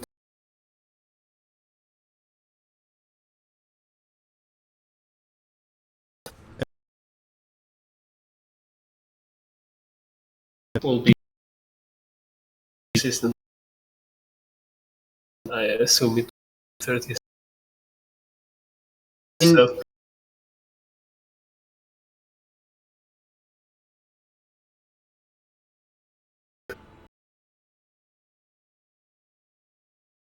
We do.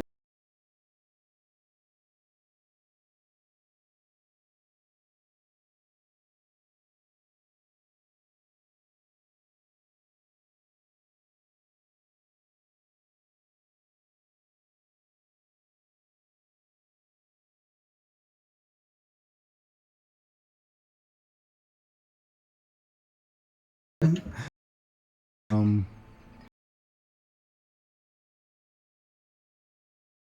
You.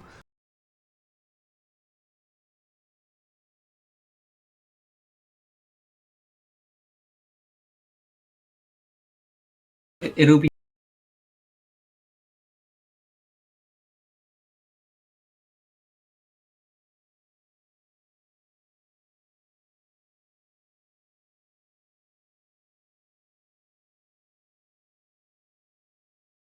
Go to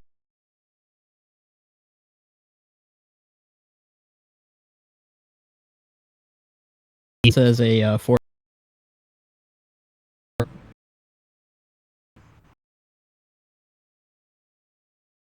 I.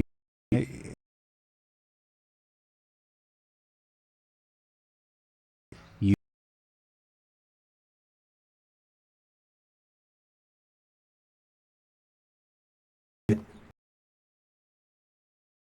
Uh,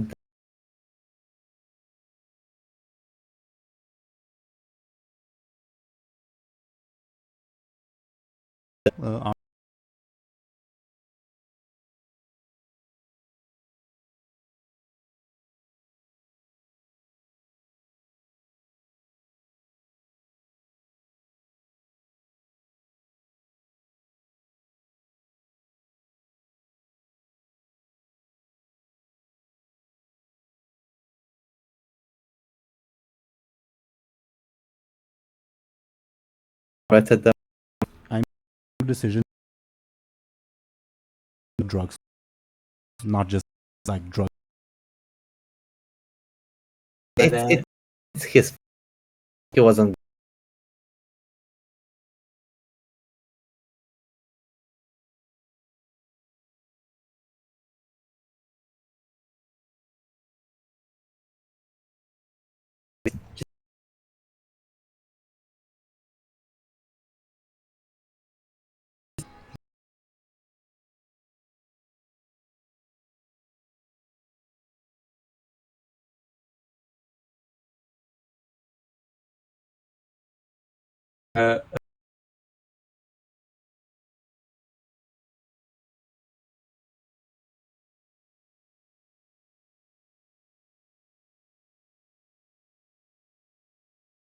Current.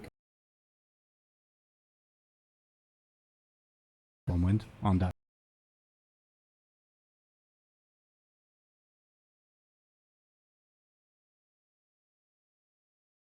It is.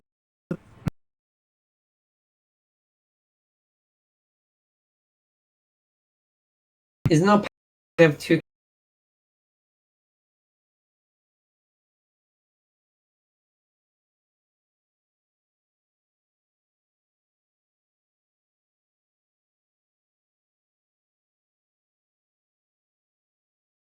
Plagueborn Cap.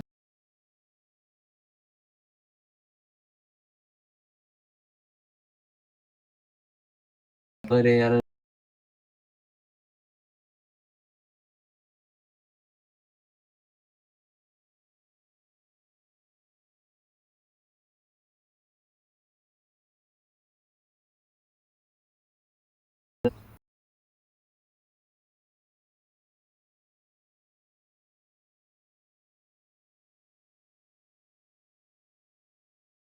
It's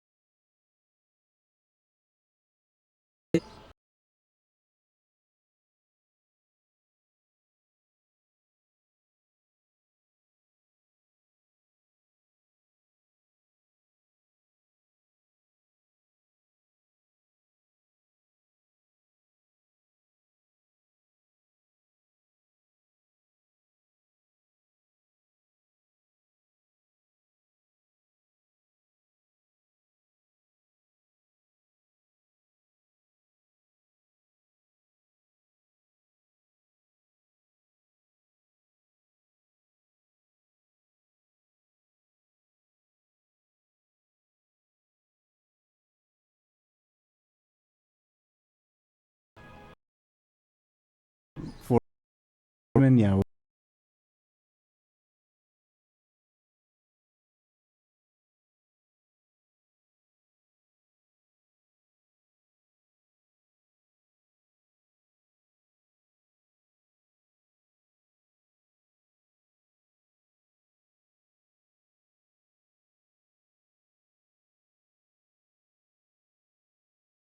Quickly.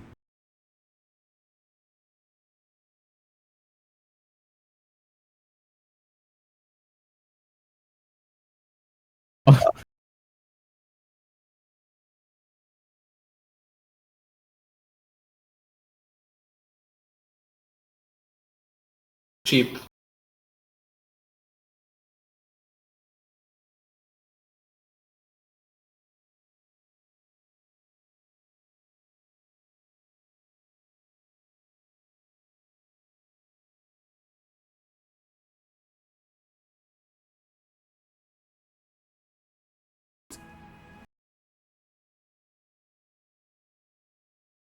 Yeah.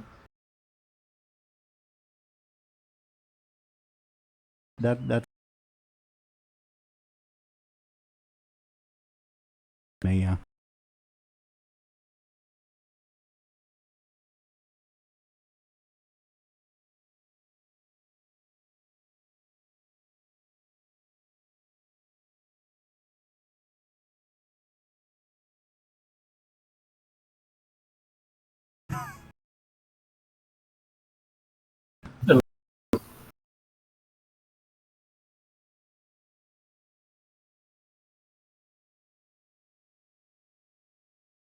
Was before Oh,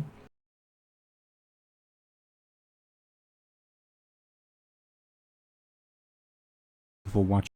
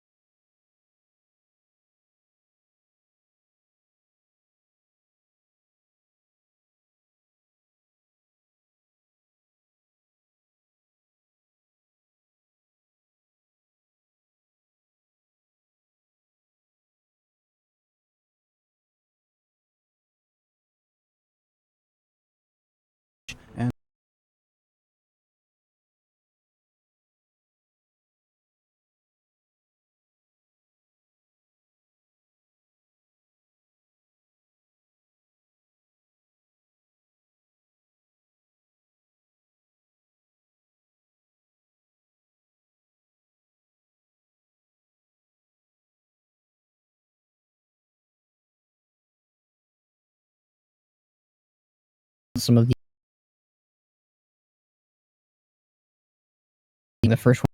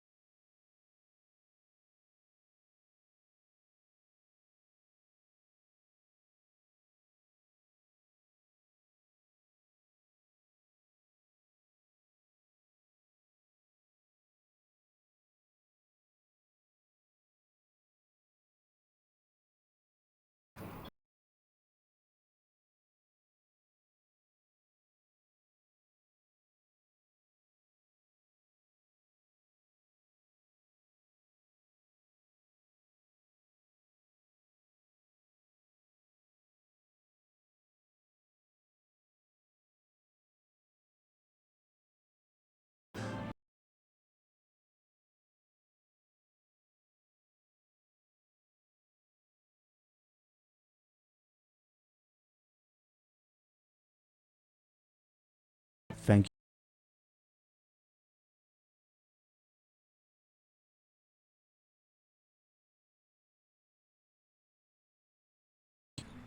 Bye bye. See ya. Bye. Oh yeah. See ya.